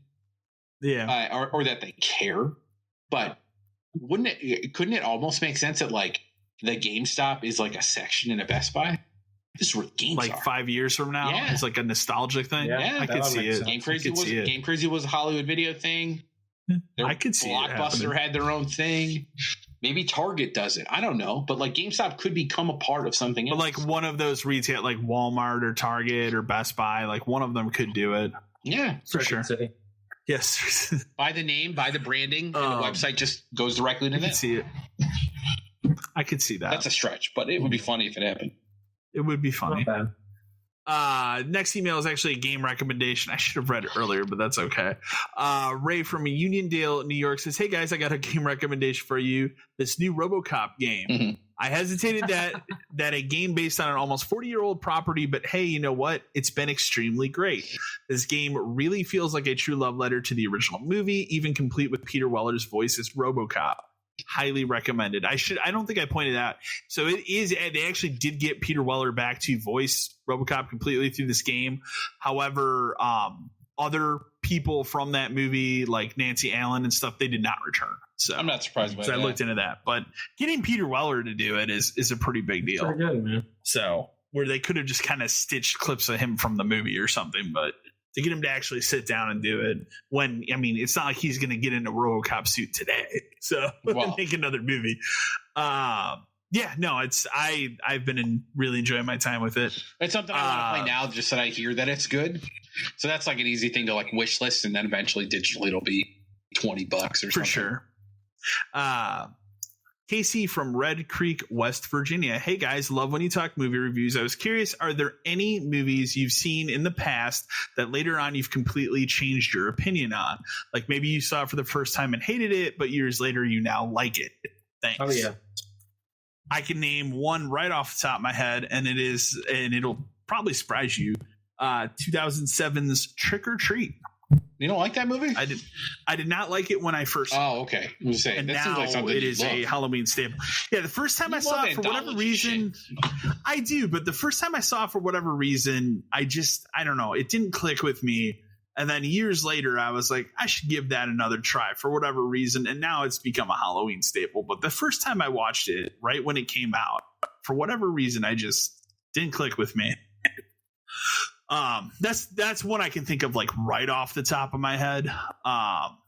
Any of you guys? So like, there's a couple like MCU ones where I have flipped long after the fact. Like I remember, this is embarrassing. I remember I liked Thor 2 when it came out.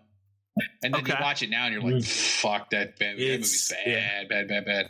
And I hated Iron Man 2 when it came out. And I actually think Iron Man 2 is actually not that bad. I think I hated it. Yeah, I think I hated it at the time because they were changing a lot of stuff and like they had to recast somebody, and Whiplash is a weird like kind of Crimson Dynamo, but not really. And then Crimson Dynamo exists later. But it's like I just was like so mixed on it after Iron Man 1 being so good. But when I rewatched like, you know, the Avengers, but then you got to Iron Man 3. And then I've seen Iron Man 3 and you go, you know what, man, Iron Man 2 pretty good. Ain't so bad. Yeah. So yeah, those are a couple where like I've definitely flipped on. Another one I hated too, and this is weird because it's like a Disney movie, is obviously I have kids, so I've seen a ton of them. I hated Frozen. Frozen I actually don't mind. I hated Moana when I first saw it. I thought it was dumb. Really? I thought it was dumb. I hated the music. I used to complain about it all the time. I was like, the music is annoying because they're just singing what's happening. Like they're literally just like, it's like they're talking, singing at the same time. But as I've watched it over and over again, it's actually probably one of my favorite ones. And it's just a weird one where I remember really fucking hating it when I first watched it a couple times. And now it's like, if I have to watch one, that's an okay one to watch. Okay. Interesting. What about you, Matt? Monster Squad from 1987. Okay. That movie, when I was a kid, was the bomb. I enjoyed it so much. Rewatched it. Never will watch it again. You don't care for it today? It is just, there's like no story. There's like nothing there. It's like an hour of just fucking monsters popping out, and then there's like an epic fight scene at the end. It's a shit movie. It really is. Like, I mean, it was a kids movie too. And I was just like, what the fuck? Like, why did I like this? It was a movie at that time to get kids excited about Universal monsters in the 80s. Yeah. Go back to like movies I liked as a kid to movies now. Like that's a long list of stuff. Like Temple of Doom. Temple of Doom used to be my favorite Indiana Jones movie. That was a mistake. I can tell you today, and this will kind of surprise. I don't hate it. I'll say this. I'll preface by saying I don't hate this movie, but I find it hard to watch today, and it is a movie I've seen a million times. And that is Billy Madison. Oh, well, I loved it. Like years and years watched that movie, but watching it today, it's just, I don't know. There's something about like I could watch Happy Gilmore any day of the week and I will still laugh my ass off at that movie. A lot of his movies don't. Billy Madison, I don't think necessarily hold up to me today. Even when I see like the driving over by us every year, we'll do the, Billy Madison Happy Gilmore weekend. It's like, I can't. And I think we did that one year. And that was when I kind of had the realization finally of like, I think I have outgrown Billy Madison. Yeah. Whereas like, again, a lot of his other movies, like I can still almost once a week, fucking Grown Ups 2 comes up on the TV here, and I still laugh at that. But Grown Ups 2 is more of a shock of like, they made a movie that has no plot. But I think it's fucking hilarious. So, The Jay Giles band's in that movie. Well, that movie's like there's a lot going on. Insane. Shaq killed a man by throwing him over a house. He murdered him. He was a cop and he murdered that man. He threw that man over a fucking 2-story house.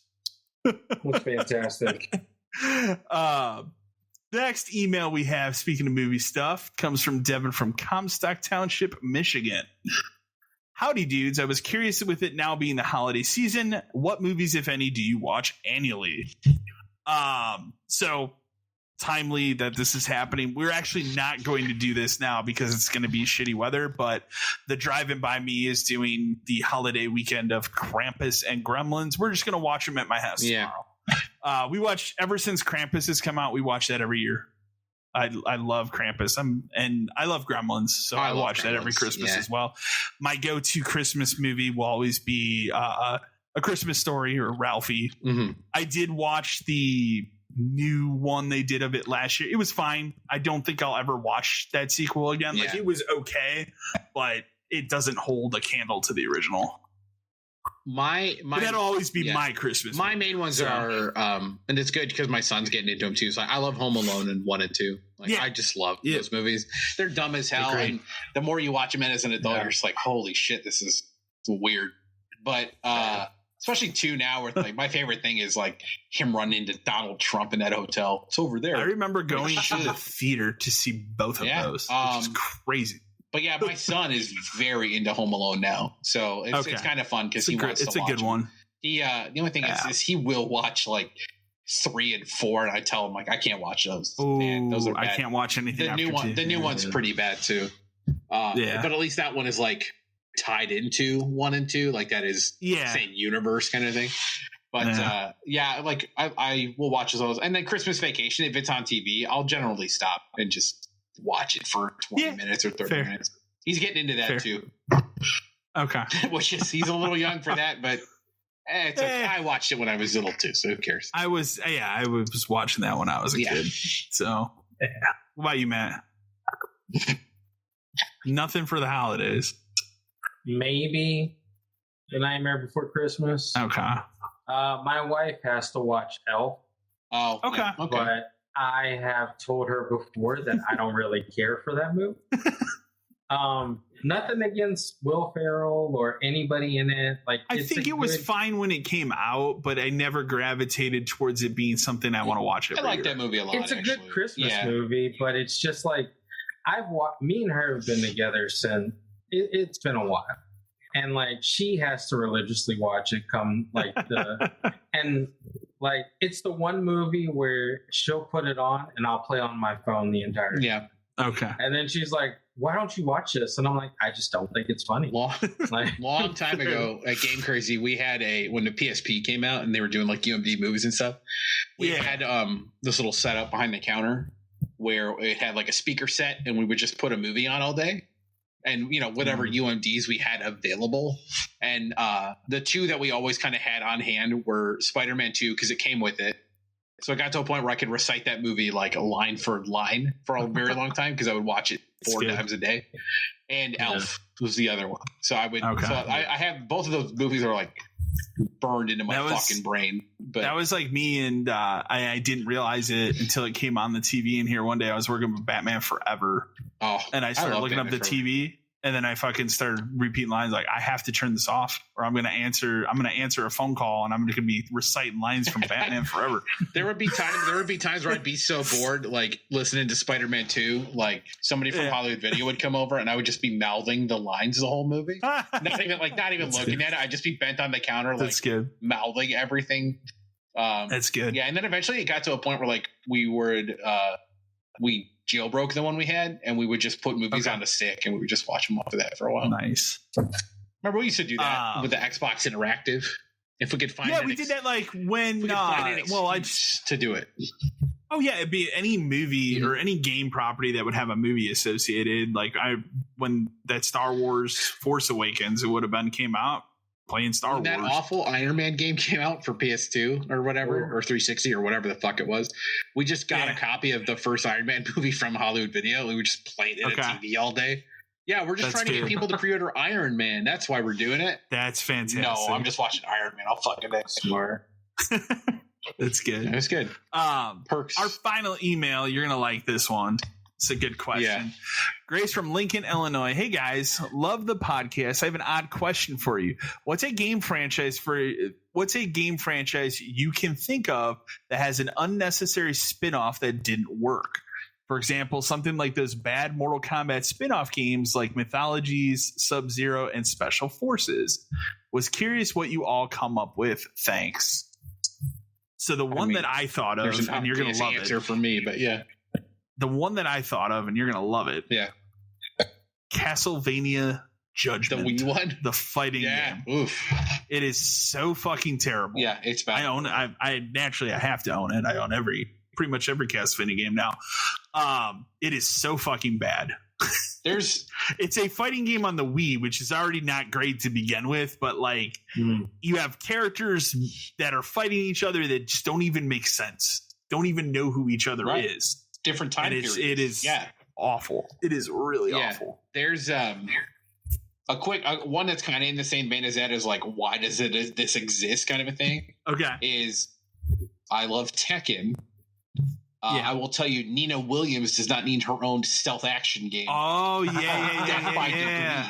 Which I forgot about that. Low key love that game because it's a shitty like stealth action, whatever. Yeah. And I actually have it. I think I still have a sealed copy of it somewhere.